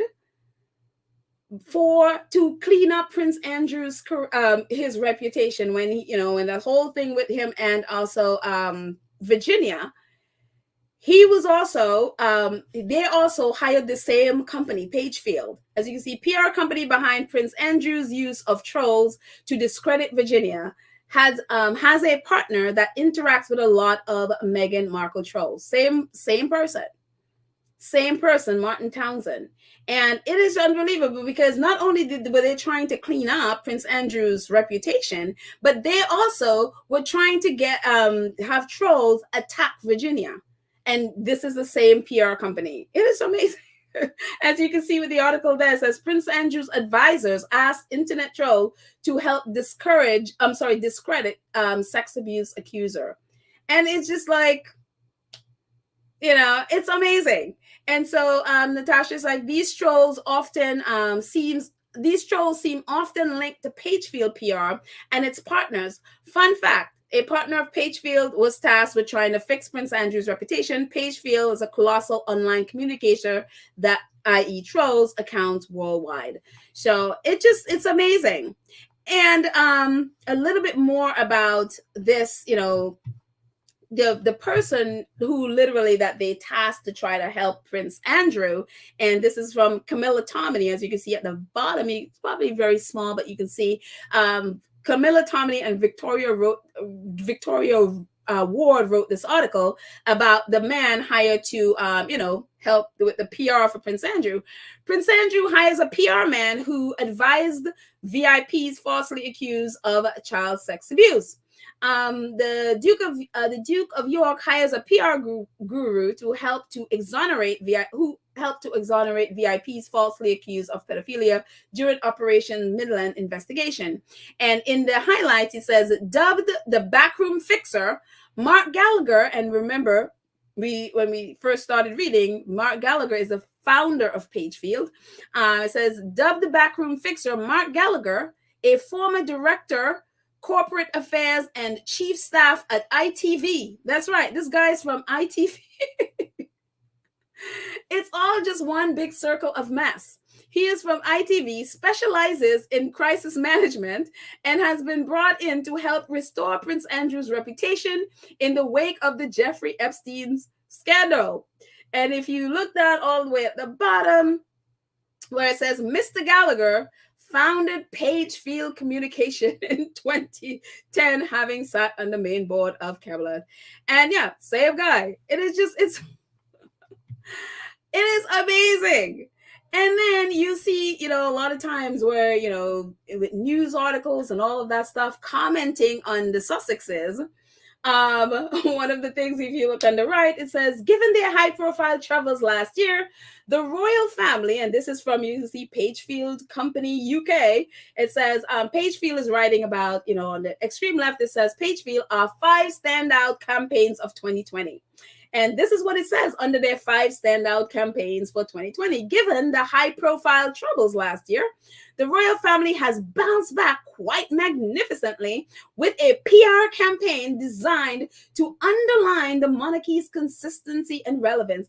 Pagefield's senior advisor, Martin Townsend, comments, the Queen proved the nation's comforter with her we will meet again message and area where the church fell short.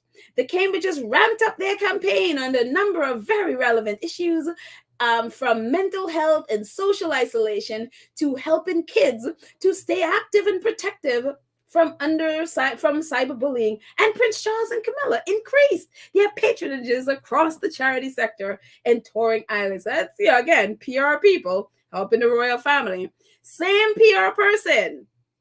Meghan and Harry risk losing America if attacks continue after the Queen's death. And we'll get to that article in a second, where Martin Townsend, once again, Meghan and Duchess of Sussex, shelved her Archetype podcast for 6 weeks, partner at PR firm Pagefield. Again, we'll get back to that article.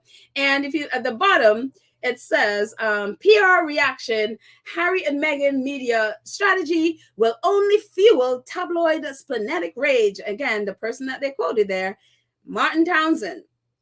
And it's very interesting to me that the same person who is doing PR for the royal family is the one that the press is usually turning to be going after the Sussexes. And again, it's the same person that, that is the same person going after the Sussex, the same person that is, doing PR for the royal family. And it's the same person that is following a bunch of trolls. And it's just, and basically interacting and them following him. And it's amazing to see. And this is the Mirror article that we were just looking at a second ago. It says, Harry and Meghan risk losing America if they continue their royal attack on the Queen after the Queen's death.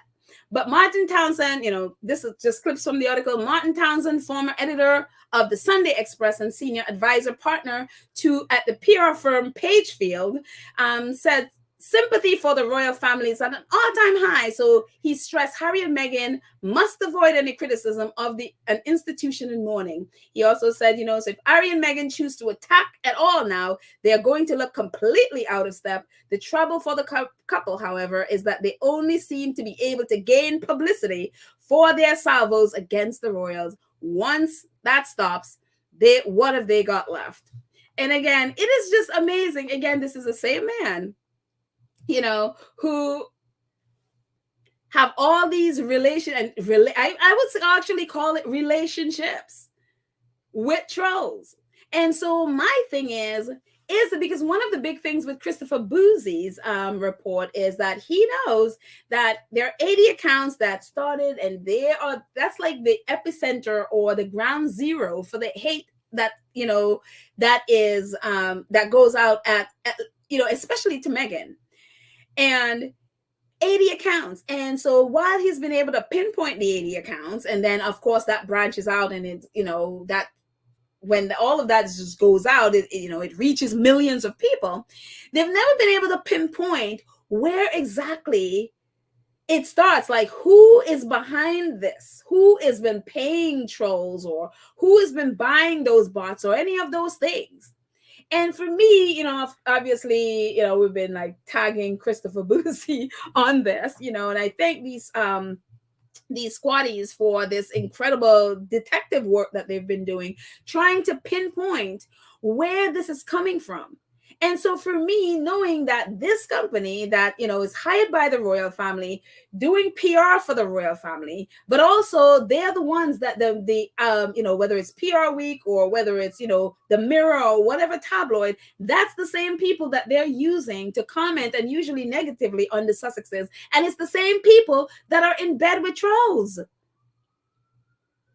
And so is this the company where all of this thing coming from? And again, when you look at their, model and what they're about protecting their client's reputation.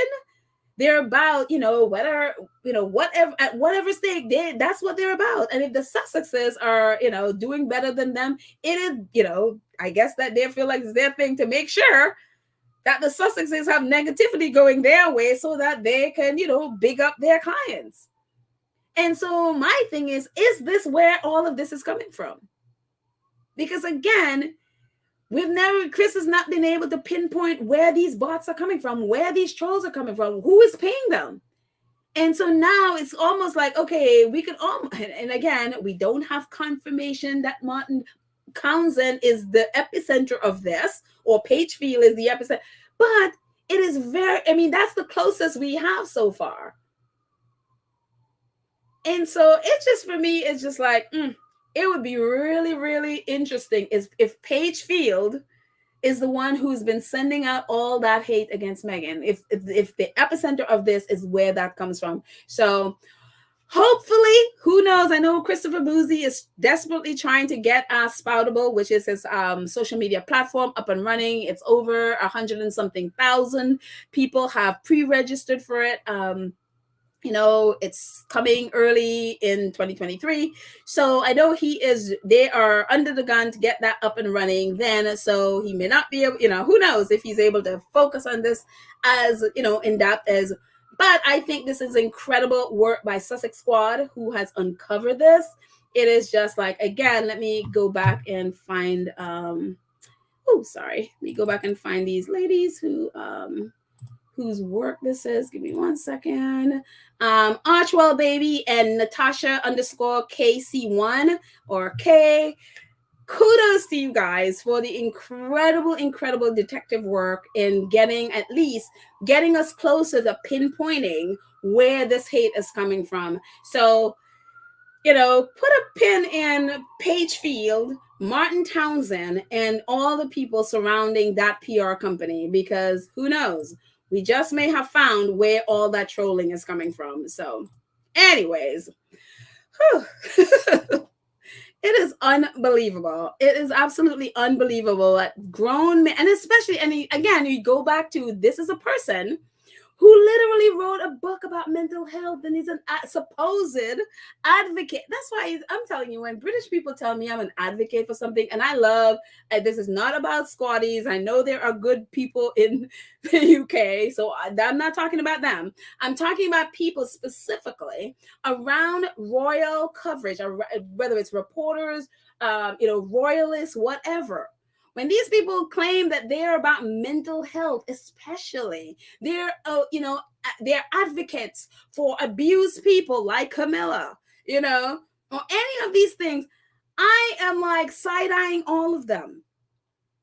The very fact that the Express, the same Express who put Meghan through, Express would write 50 articles a day attacking Meghan. And then they will turn right around and have a mental health campaign. The same thing with the Sun and the Daily Mail. These people have no credibility in any of these areas. So to see somebody like Martin Townsend claim that, oh, he's an advocate for mental health, yet the same person is following a bunch of trolls that attack Meghan's mental health every single, 24/7. And then going and talking to different outlets negatively about, it's just like unbelievable to me.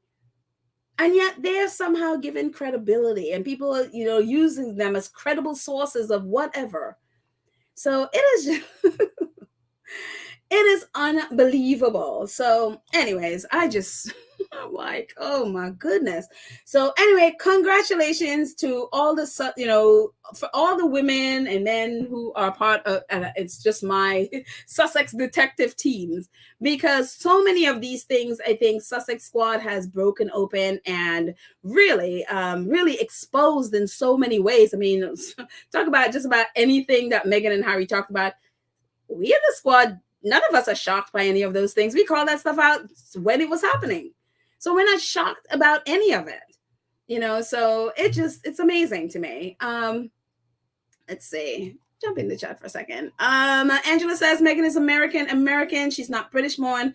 She said she had to Google thing from the UK. I'm not sure what you're talking about. And that's what happens when you jump into something and you don't know what they're talking about. So if you want to explain, Angela, if not, no worries if you don't want to. Totally understand. God's child. Oh, well, hello, God's child. God said in Matthew, he would unearth that which he did not bury. So that company releasing all those bots will be exposed the one day soon. In Jesus' name, amen. Amen to that from your lips and your prayers to the Lord's ear. So there you go.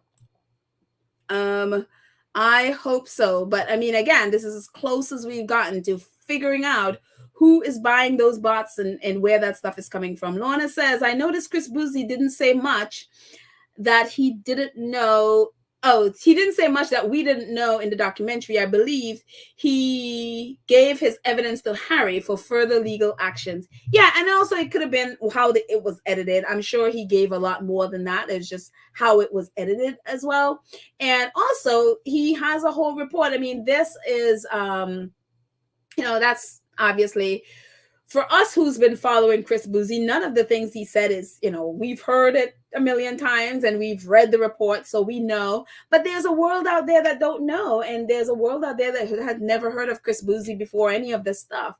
So I think that was more for them. But yeah, it just I wouldn't be surprised, and especially against YouTube, because again, there are hundreds of channels on YouTube that needs to be demonetized, that needs to literally be taken down.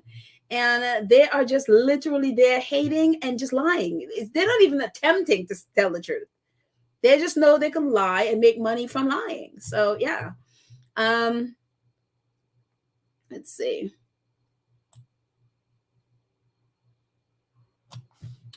Cookies and Cream, awesome moderator, says, I believe from day one, the Unroyals were behind the smear campaign against Meghan.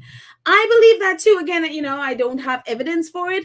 But again, the same PR firm that, that's been working with the royals, again, are in bed with trolls. And so it's a little bit hard to not make that connection where, wait a minute, your PR and your aim is to protect your client and make sure that they are looked at in the most positive light. Yeah, especially when you have connection to trolls, it stands the reason that you're part of that. And again, we don't have evidence that they've been buying troll account, buying bots and stuff like that. Would I be shocked? No, I would absolutely not be shocked. So, Chodasisi says, I have never seen such assault on one person ever, not even a serial killer or a Ponzi schemer scamming millions from people. Hello. It is unbelievable what is happening. And again, I would be always grateful that Harry and Meghan are not on social media, that they can live their life. They are free from all that. They obviously know is there. But yeah, it's unreal what they have been doing to this girl. And again, it's like the royal family is like a mafia. And I remember we did an episode of Jersey when one of the MPs were talking about when you call out or you go against the grain on Jersey Island, that's the Channel Island that is the dependent of the crown, one of the crown's tax shelters in the English Channel. When you go against the monarchy, you go against the officials on that island, this is exactly what you do. They will destroy you. They will destroy your family. You literally can't stay on that island. Stuart, I don't even know how he says his last name, Strivet or whatever. We've talked about him when we talked about Jersey Island. He was an MP there, and he exposed when they had like a orphanage there, and there was a lot of rape. There's the Jimmy Savile and all of that stuff, what they did to all those children, and they were murders and all of those things. And he exposed a lot of those things. They made his life such literally a living hell. He literally had to escape. He literally recently escaped to the US. No lawyer would touch him. They would not. They could not. Nobody would represent him anywhere there. And they destroyed his life. And he is basically exiled in the US right now. And he even, it just it's amazing what they would do to you. It literally, and they talk about how the press function on Jersey Island. It is it is unreal. It functions just the way as the tabloids in the UK. It's the same thing. It's like a protection racket. And it's unreal. And if you go against them, they will literally destroy you. And you are lucky if you at the end you are alive, basically. And it is unreal. And so I remember when I first read that and I knew what Harry and Meghan were going through, I was like, yep, this is exactly what they're doing. It's literally, it runs like the mafia. Unbelievable. And on a side note, apparently that's where all the money for the Daily Mail is, because they don't really pay taxes in the US. In the UK, they're basically for tax purposes. Their money is in the Jersey Island. Unbelievable. Hidden in a tax shelter. Unreal. Anyways, taking a breath from all that mess, taking a breather and going back to something a lot more positive, remembering in spite of all that mess, our faves are doing great. Our faves are doing fantastic. And so we are looking forward to the new documentary coming up on the 31st and Spare. But in spite of all of this, I mean, I will always be grateful that they are doing great. I just want to keep imagining them under a tree somewhere in their property in Montecito, just relaxing from all this mess. And I'm hoping that they don't know any of this. They don't know any of the stuff that's going on, that they are just relaxing. So whatever it is they're doing for the holidays. So yeah. And finally, we were talking about the Together cookbook yesterday, and I thought that I saw that it was number 1. It's not only it's not, it's actually I guess you can only get it from the hardcover, and right now it's not in stock, so they're temporarily out of stock. So they, as it says, they're working to get it back soon as possible. So if you need to get a copy, gotta wait a little bit. I, for some reason, I thought you can get a Kindle version of it, but apparently not. It's just it's a hard copy. So but it's good to see that people have been buying it and went out of stock, and now they're trying to get it back. So that's awesome. And I think it being mentioned in the docuseries really is going to help the sales. So yeah. And it's sad that it didn't have it now. So people, it's fresh in people's mind. So yeah. And also finally, Invictus Games are doing great. Team UK is hard at work, as it says, as their festive training camp in preparation for the next year's Invictus Games. The games are underway at MOD Support Wounded. The games are underway. The MOD supports wounded, injured, and sick service personnel and veterans with their recovery. And of course, Invictus Vancouver Whistler 2025, on behalf of the entire team at Invictus Vancouver Whistler 2025, happy holidays. So yeah, so I think that's all I got for this, and so I'm gonna stay in the chat for a bit and see what you guys are saying before we end. Let's see, I'm gonna go scroll all the way down and then go back up. Oh, that's fine, Sharon. Bye. Oh, she's like, bye, Sharon. See you. Campus says, R.I.P. Sonia Eddy from General Hospital. It's so funny. I saw that yesterday. It's so funny. I hadn't heard of her before, but I saw a clip of her today. I was like, oh, wow. So definitely rest in peace, Sonia Eddy, and condolences to her family. She was an actress on General Hospital, and it seems quite a few other shows. I unfortunately I'd not heard of her until yesterday. So yeah, I know a lot of people have been tweeting their love for her. So yeah. Let's see what else. Hi Cho, I'm like jumping in you again. It says, as Harry said, they don't have the wherewithal and the capacity to attack them. Their motto, we pay, you pose, across our path, we destroy you. Yeah, exactly. It's like you go against that mafia, they will destroy you. And yeah, it's like to hear Stuart, I think it's like Stuart Syvret or something, how he says his last name, I don't know. But yeah, he talks about that. He literally had to escape to the US. He's like exiled in the US now. He can't go back to Jersey. Amazing. Because he dared call them out and expose all the child abuse that was going on Jersey Island. It's amazing. Church Nanny says, wait, didn't the British tabloid say the docuseries was a flop? Yes. Yes, they did. They desperately wanted it to be a flop. Jessica's like, yes, 175 million. Yes, exactly. Compared to, Prince Willie, Earthshot Mess, 3.4, whatever it is, million people viewed his. Unbelievable. Let's see.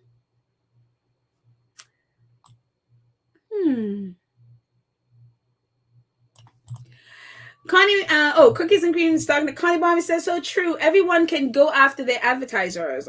They don't want to lose any revenue because of that idiotic racist man. Yeah, there are a lot of ways you can fight back. Against what Jeremy Clarkson did, and also what the Sun did. Go after the advertisers, shame them, and withdraw your support. I mean, I think a lot of times, especially in the Black community, that we don't understand our buying power. We don't understand our buying power. If we really understand the power that we have and the amount of money that we spend in these businesses, withdraw it and see what happens. Withdraw it. And withdraw your support, whether it's in clicking, reading, buying, however you get these news articles or news outlets. Stop. And so it just start, and people, because I hear this all the time. It's like, oh my gosh, I hate this. Why is GMB doing this? Why? And it's just like, you know what? Why don't you just stop watching it? withdraw your support. If you withdraw your support, if all of you withdraw your support, you'll see how things start changing. If you stop buying whatever it is that they, whatever advertise, if you withdraw your support for them and stop buying, see how fast it changes. These people, they understand in terms of money. Don't spend your money there. And so, yeah. Anyways, a few more before we end.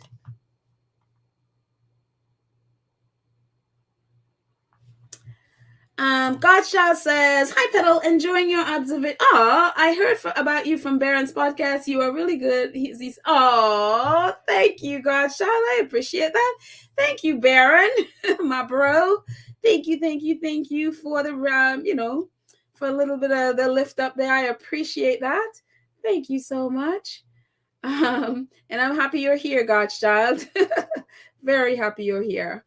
Leg says, anyone else thinks that Jason Kanoff leaked Harry and Meghan's relationship to the papers? Would I be surprised? No. I would not be surprised at all. At all.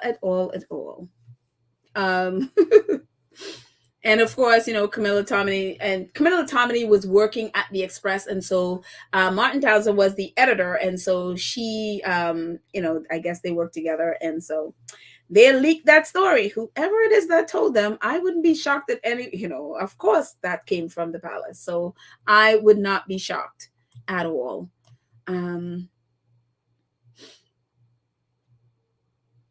Let's see. Connie says, cookies and cream, people here are disgusted by the way Meghan and Harry were treated. Wherever you are, Connie. Yeah, it's just worldwide. People are expressing outrage at the way. And then also, too, it's like even if it's not Harry and Meghan, how do you sit there silent when someone is abused? When it is within your power to speak and when it is in your power to affect some kind of change. The royal family, they speak up when, whether there's a bill in parliament that's, going up for a vote, whatever, they get to see that bill to see if it affects them in any way so that they can withhold their consent or give their consent. They have that within their power. And they have done that. They have withheld consent or they have lobbied to get exemptions from bills. So that it's within their power to do something to get Levison Part 2 going. If they're willing to, lobby people, if they really care about, the safety of women, if they care about, making changes to make the lives of women, girls safe, it is within their power to do something. But they haven't done anything. They've only done something when it's, whenever a bill or whatever is reflecting negatively on them, so they can, again, either withhold consent until they get what they want. They have influence within the government. And so for the people who are like, oh, no, they're neutral, that's nonsense. I hope nobody still believes that nonsense about the royal family being neutral and they're not involved in politics. I mean, that is the stupidest thing I've ever heard in my entire life. Everyone is disgusted. Everyone. And whether it's about, even if you don't care about Meghan Markle, it's the wider issue. This never, ever should have been, said, written about, and definitely not in a national newspaper. And then when it's done, there are no penalties for anybody. They could just sit there and flippantly like, oh, gosh, I put my foot in it, didn't I? I'll just do better next time. Well, it was a joke. I was just making a reference about Game of Thrones. Why are you just so upset? It's just a joke. And they could get away with that. And so the next Joe Schmo who decides like, oh, I don't like this woman for whatever reason, could do whatever Jeremy Clarkson said in his letter. And then another woman, another child, your sister, brother, whatever, will suffer the consequences of that. And so for the people who claim that they are, about They are about, advocating for abused people. It's just to be silent. It's unreal. It's unreal. But anyway, let's see. Um,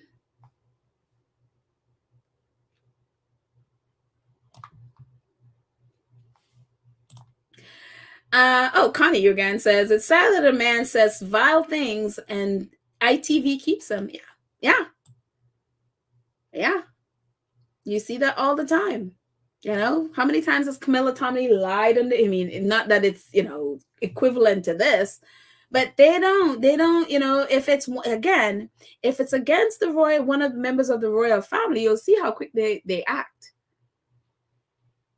You'll see how quickly they act because of that invisible contract. It's hard to say that invisible because it's not invisible. It's very visible. It's there. So yeah, it's amazing. Let's see.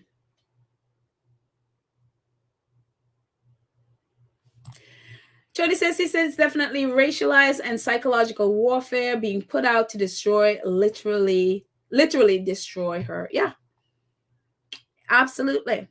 It is absolutely. I mean, I'm telling you, someone with a, whose mental health was a lot more fragile would never be able to withstand this. Would never be able to withstand what Meghan has been going through ever. And so kudos to her mental strength and the support system that she has around her that has helped her to be able to get, hello, even, again, she had suicidal ideations. And so to be able to come from that to where she is now, and one can only pray and hope that it continues where she just has a, hedge around her of support. And one of the good things is not being on social media. Because goodness, you can't, none of this is directed by me. And even I have to be like, no, I'm logging off this. This is just, yeah, this is damaging. So yeah. So, Jessica says, hi everyone. Sorry I'm late. Have we discussed oh, maybe this was one I saw earlier. Could be. Rev Al Sharpton weighing in on the Jeremy Clarkson article yet. I mentioned it because I saw someone so it might have been you that mentioned it, and I just happened to see it, and then the post went away, and I couldn't find it. I didn't get a chance to read the article, so I don't know specifically what he said. I know he obviously was against it, but I didn't get a chance to read the article. So what I will do is I'll post it in our community page so everyone could read it. And so, yeah. So I can't comment on it, only that I saw that obviously he was speaking out against Jeremy Clarkson and that article. So if you've read it and want to talk about it, and I'll scroll down to see if you talk about it, but again, I'll put it in the show notes so that way we all can see it. So yeah, let's see.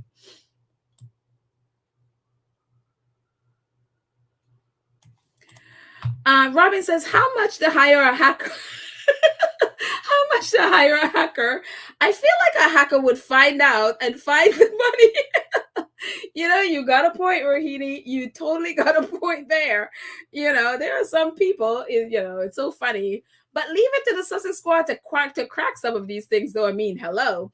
The Sussex Squad, I mean, I know I think I probably mentioned it here with Richard Eden. The squad just exposed him as Maureen Ayres, and he's been blocking a lot of the squad because they've all been like, hey, Maureen. And then there are all these manips with him in a wig. And so he is very much upset about it and is, trying to distract with all kind of nonsense and blocking a bunch of squaddies, which I don't really know why some of them are under his posts anyway, but he's blocking them because they're all calling him Maureen. So I keep seeing all of these screenshots of people like, he blocked me. It's like, well, if you go under his post and call him Maureen, then yeah, I would think he would block you, so it's very funny. But it was the squad that exposed them. So, and I remember a while ago, Chris Ship was also using a burner account, and he also, his burner account was a woman's name. And I'm like, what is it about these British men using burner accounts with female names? It's just, it's like, there's something y'all want to tell us? Is there something you need to be talking about here? But they're just definitely going in on Richard Eden. So Maureen Ayers, that's Richard Eden, vile editor from the Daily Mail. So yes, let's see. Mayor V says, "Peddle the trolls are part of what this monarchy guy wants to spread." Yeah, I mean, again, we don't have any, don't have any evidence that he bought trolls or any of those things. But will I be shocked? No. Again, when you follow trolls, you're in that pig pen. You can't expect that you're gonna come. Can't expect him to not be dirty. So there you go. And that is what those trolls are. It's like a cesspool. Let's see. Joy says the H&M are not going to lose. The US people have now seen what really is going on. Also, the world. And I wish it's a wishful thinking that Harry and Meghan need to be quiet. And I'm assuming that's what you mean, quiet. Yeah. Why should they be? There's no reason to be quiet. And again, the thing with Harry and Meghan is like they've never asked people to like them. They just said, listen to us. Just listen to what I'm saying. You don't have to like, you don't have to believe, just hear me. They've never asked anyone again to like. They've never even asked people to support them. They just thanked us for supporting, but they never asked for it. So there you go. Angela Thomas says, Page feel hired by the royals to help their PR and hired to discredit the Sussexes. And that's how it seems. I mean, he is also always talking negative about the Sussexes, and that's kind of how it seems. So yeah, it's weird. It is just, and again, the thing that's very interesting with Pagefield is their press connection. Again, Martin Townsend is from the Daily Express, and the founder guy is from ITV. So they all have that connection. And then you think of, again, the royal family, their contract with the press. And it's just this sex cycle of whether it's press, royal, politicians, it's like, oh my gosh. And so they're just like embedded into each other. I'm like, no wonder there are no changes here. No wonder things aren't advancing, or, you can't get beyond, if you're trying to sue someone, it's like, it's almost impossible. It's unbelievable. Absolutely unbelievable.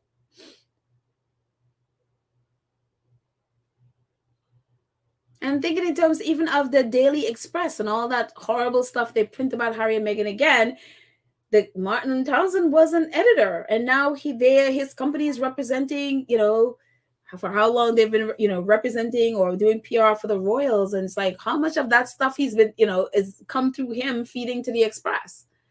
It's just like, oh my Lord. Oh, goodness. Few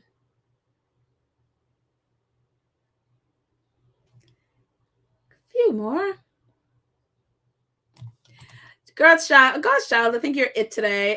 Church Nelly, she's talking to Church Nelly, you're welcome. Charles thought he could cause outrage with his Caro story whilst the nation suffers, but people are still focused on Jeremy.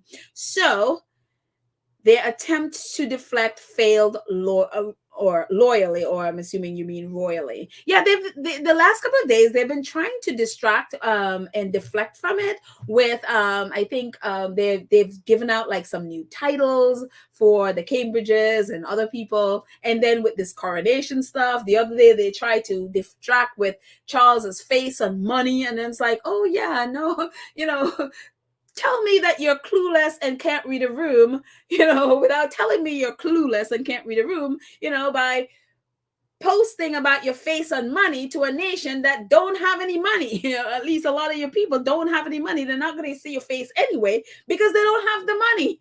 It's just like, talk about clueless. It just is unbelievable to me. And so they have been doing this, trying to distract and pretend like, oh, we're above this. We're not going to respond to anything the Sussex say. We're not going to respond to anything, about Jeremy Clarkson. Let's just distract and think. I was like, somehow you don't understand what social media is. Maybe somebody needs to explain it to y'all. So unbelievable. Let's say Sheila James says all the trolling and abuse of Meghan in line and on online and mainstream media is part of La Familia establishment PR machine unleashed against Meghan. Yep, that's what it all looks like. Yep, definitely coming from within the royal family. So yeah. Oh God, gosh, Charlotte, I think you're it. Thank you so much for your donation. I appreciate it. Thank you. Thank you. Coronation story was to cause outrage and deflect from Camilla. No Harry and Meghan negative story to give to the press. Omid said the palace stayed quiet about M, but angry Camilla's lunch was dragged allegedly. Yeah, it's an article from Yahoo's. Wasn't written by Omid, but yeah, it's like we're not going to be talking about Jeremy Clarkson, wanting to destroy and abuse Meghan and drag her to the street, but we're going to be angry because Camilla is, because people are pointing out that Camilla had lunch with abuser. And so that's what they're angry about. And yeah, I'm glad people aren't buying. And more outlets, even outlets that normally is very favorable and shady towards the Sussexes and favorable to the royals, are all calling them out, calling out their silence. So they are trying to ride it out, and I don't, we'll see. We will see. Nona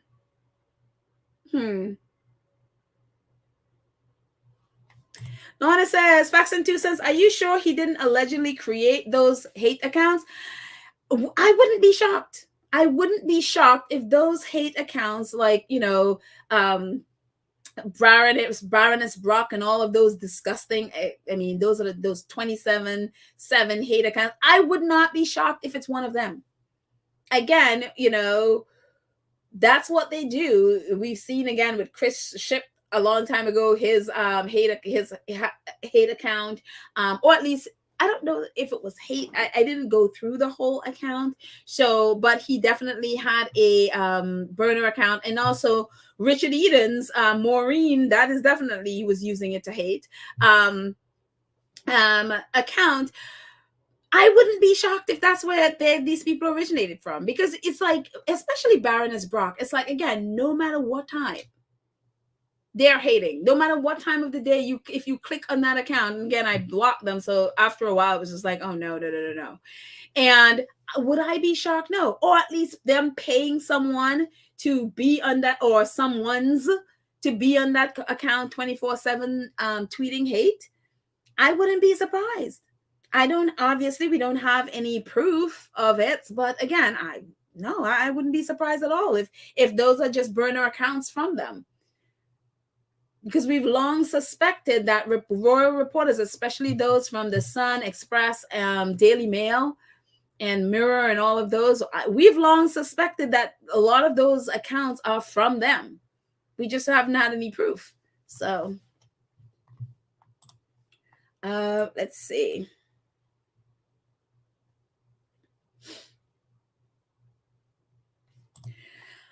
Mia Sylvester says, squatties in the Commonwealth countries, write a letter to your government and ask if they will support Meghan and boycott the coronation. That's a good idea. That is a great idea. Thank you, Mia. And so squatties in Commonwealth countries, even if you're not living there at the present time, like moi, write your country and ask them to not support it. And let them, address those things. Great idea. Those are like things that we can literally do. So all of us squatties, there we go. And even if you're not from a Commonwealth country, pick one and ask, to address it. So absolutely. Thank you so much, Mia. That's a great idea. And I think we should do it. I certainly will be doing it. So there you go. Anne says, Jeremy Clarkson is a billionaire who was very emboldened to voice his filth, which obviously is a normal discussion among his ilks. There is historic information about who the monarch has associated. There is historic information about who the monarch has association. Yeah, I mean, like he said, people his age feel the same way. And I believe him. You know, I know there are people who came on like television and stuff saying, no, no, no, I am your age and I don't believe that. I don't believe everybody believes that.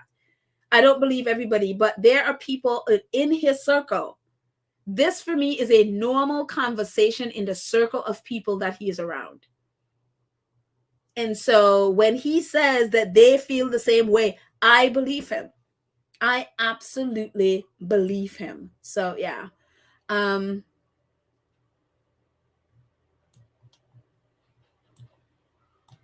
And you know, and another thing is like I keep hearing is like, oh, this is not who we are, or this is not, and it's like, you know, unfortunately, that's where you are. I think sometimes we have to acknowledge where we are so that we can, you know, we can have a sober estimate of where we are, so that way we know and really have a sober estimate. Okay, we're in the pits right now. We don't need to stay there. We can do what we need to do to get out of the pits. And so to be claiming whether it's, oh no, we're not racist, or oh no, we're not misogynistic, oh no, we're not sexist, whatever, it's like, yeah, you are. Because if you can't even acknowledge where you are, how are you going to change it?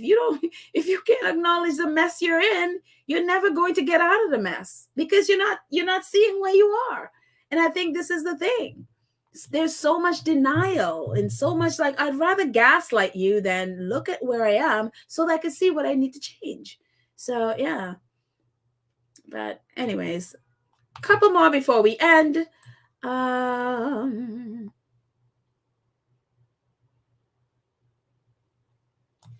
Cynthia says, I guess the leaders of the Commonwealth should condemn this Jeremy Clarkson article and boycott the coronation of King Charles and Queen Camilla, or Queen Consort, until there is a verbal and written apology to the Duchess of Sussex. I really believe so. I really believe they need to escalate this. Will they? That's the thing, because a lot of them are so grateful to be in the presence of royalty that, you know, they will like, no, I want to go. I want to be, you know. Will they stand up? A lot of them won't. A lot of them won't. And unfortunately, a lot of them have the mentality of that woman who was on her knees. She's like a physical representation of where some of their minds are. And it's very clear. You can see it. And so will they take a stand? I don't think so. None of them will take a stand until people rise up and just demand it. And so again, for me, it's just that slave mentality that we have not gotten out of. It's like, come on, it's 2022. Our minds need to be free, you know. So yeah.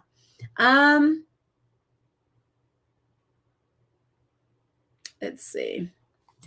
Anne says exactly this. And the same happened to Danny Baker. He was removed from his job for 3 months and retired.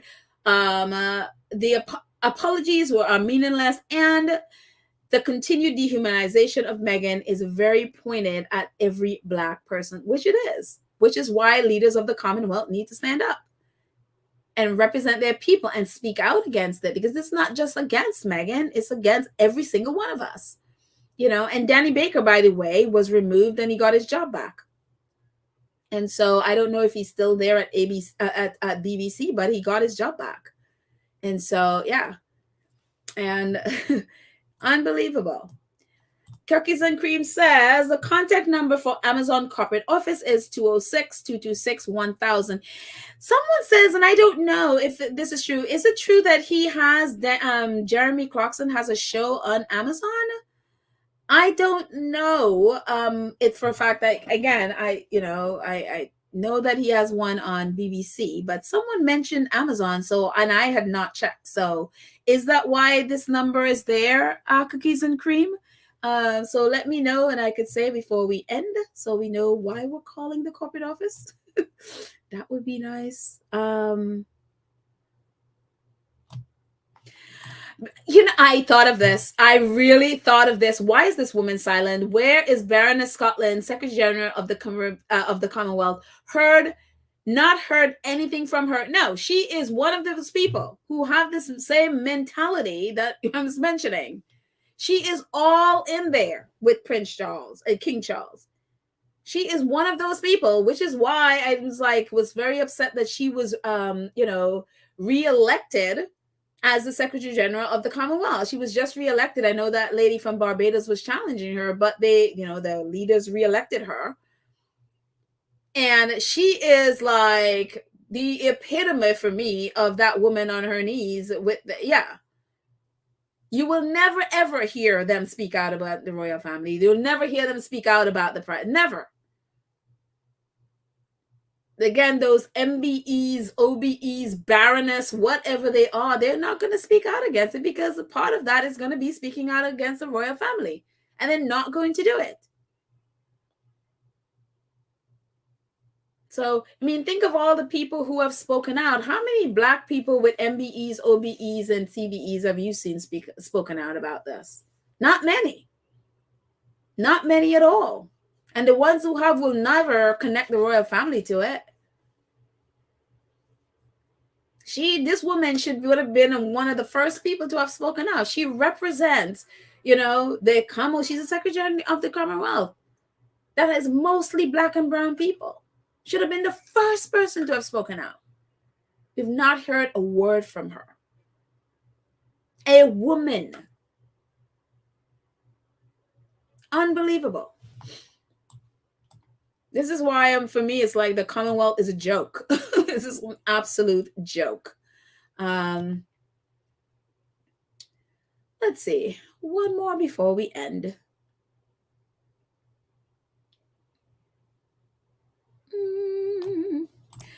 Oh, Cookies and Cream is saying, she said, I read several articles that Jeremy Clarkson has a show on Amazon. I'm sure if he does or not. I'm not sure I'm sure if he does. Oh, she's saying, I'm not sure if he does or not.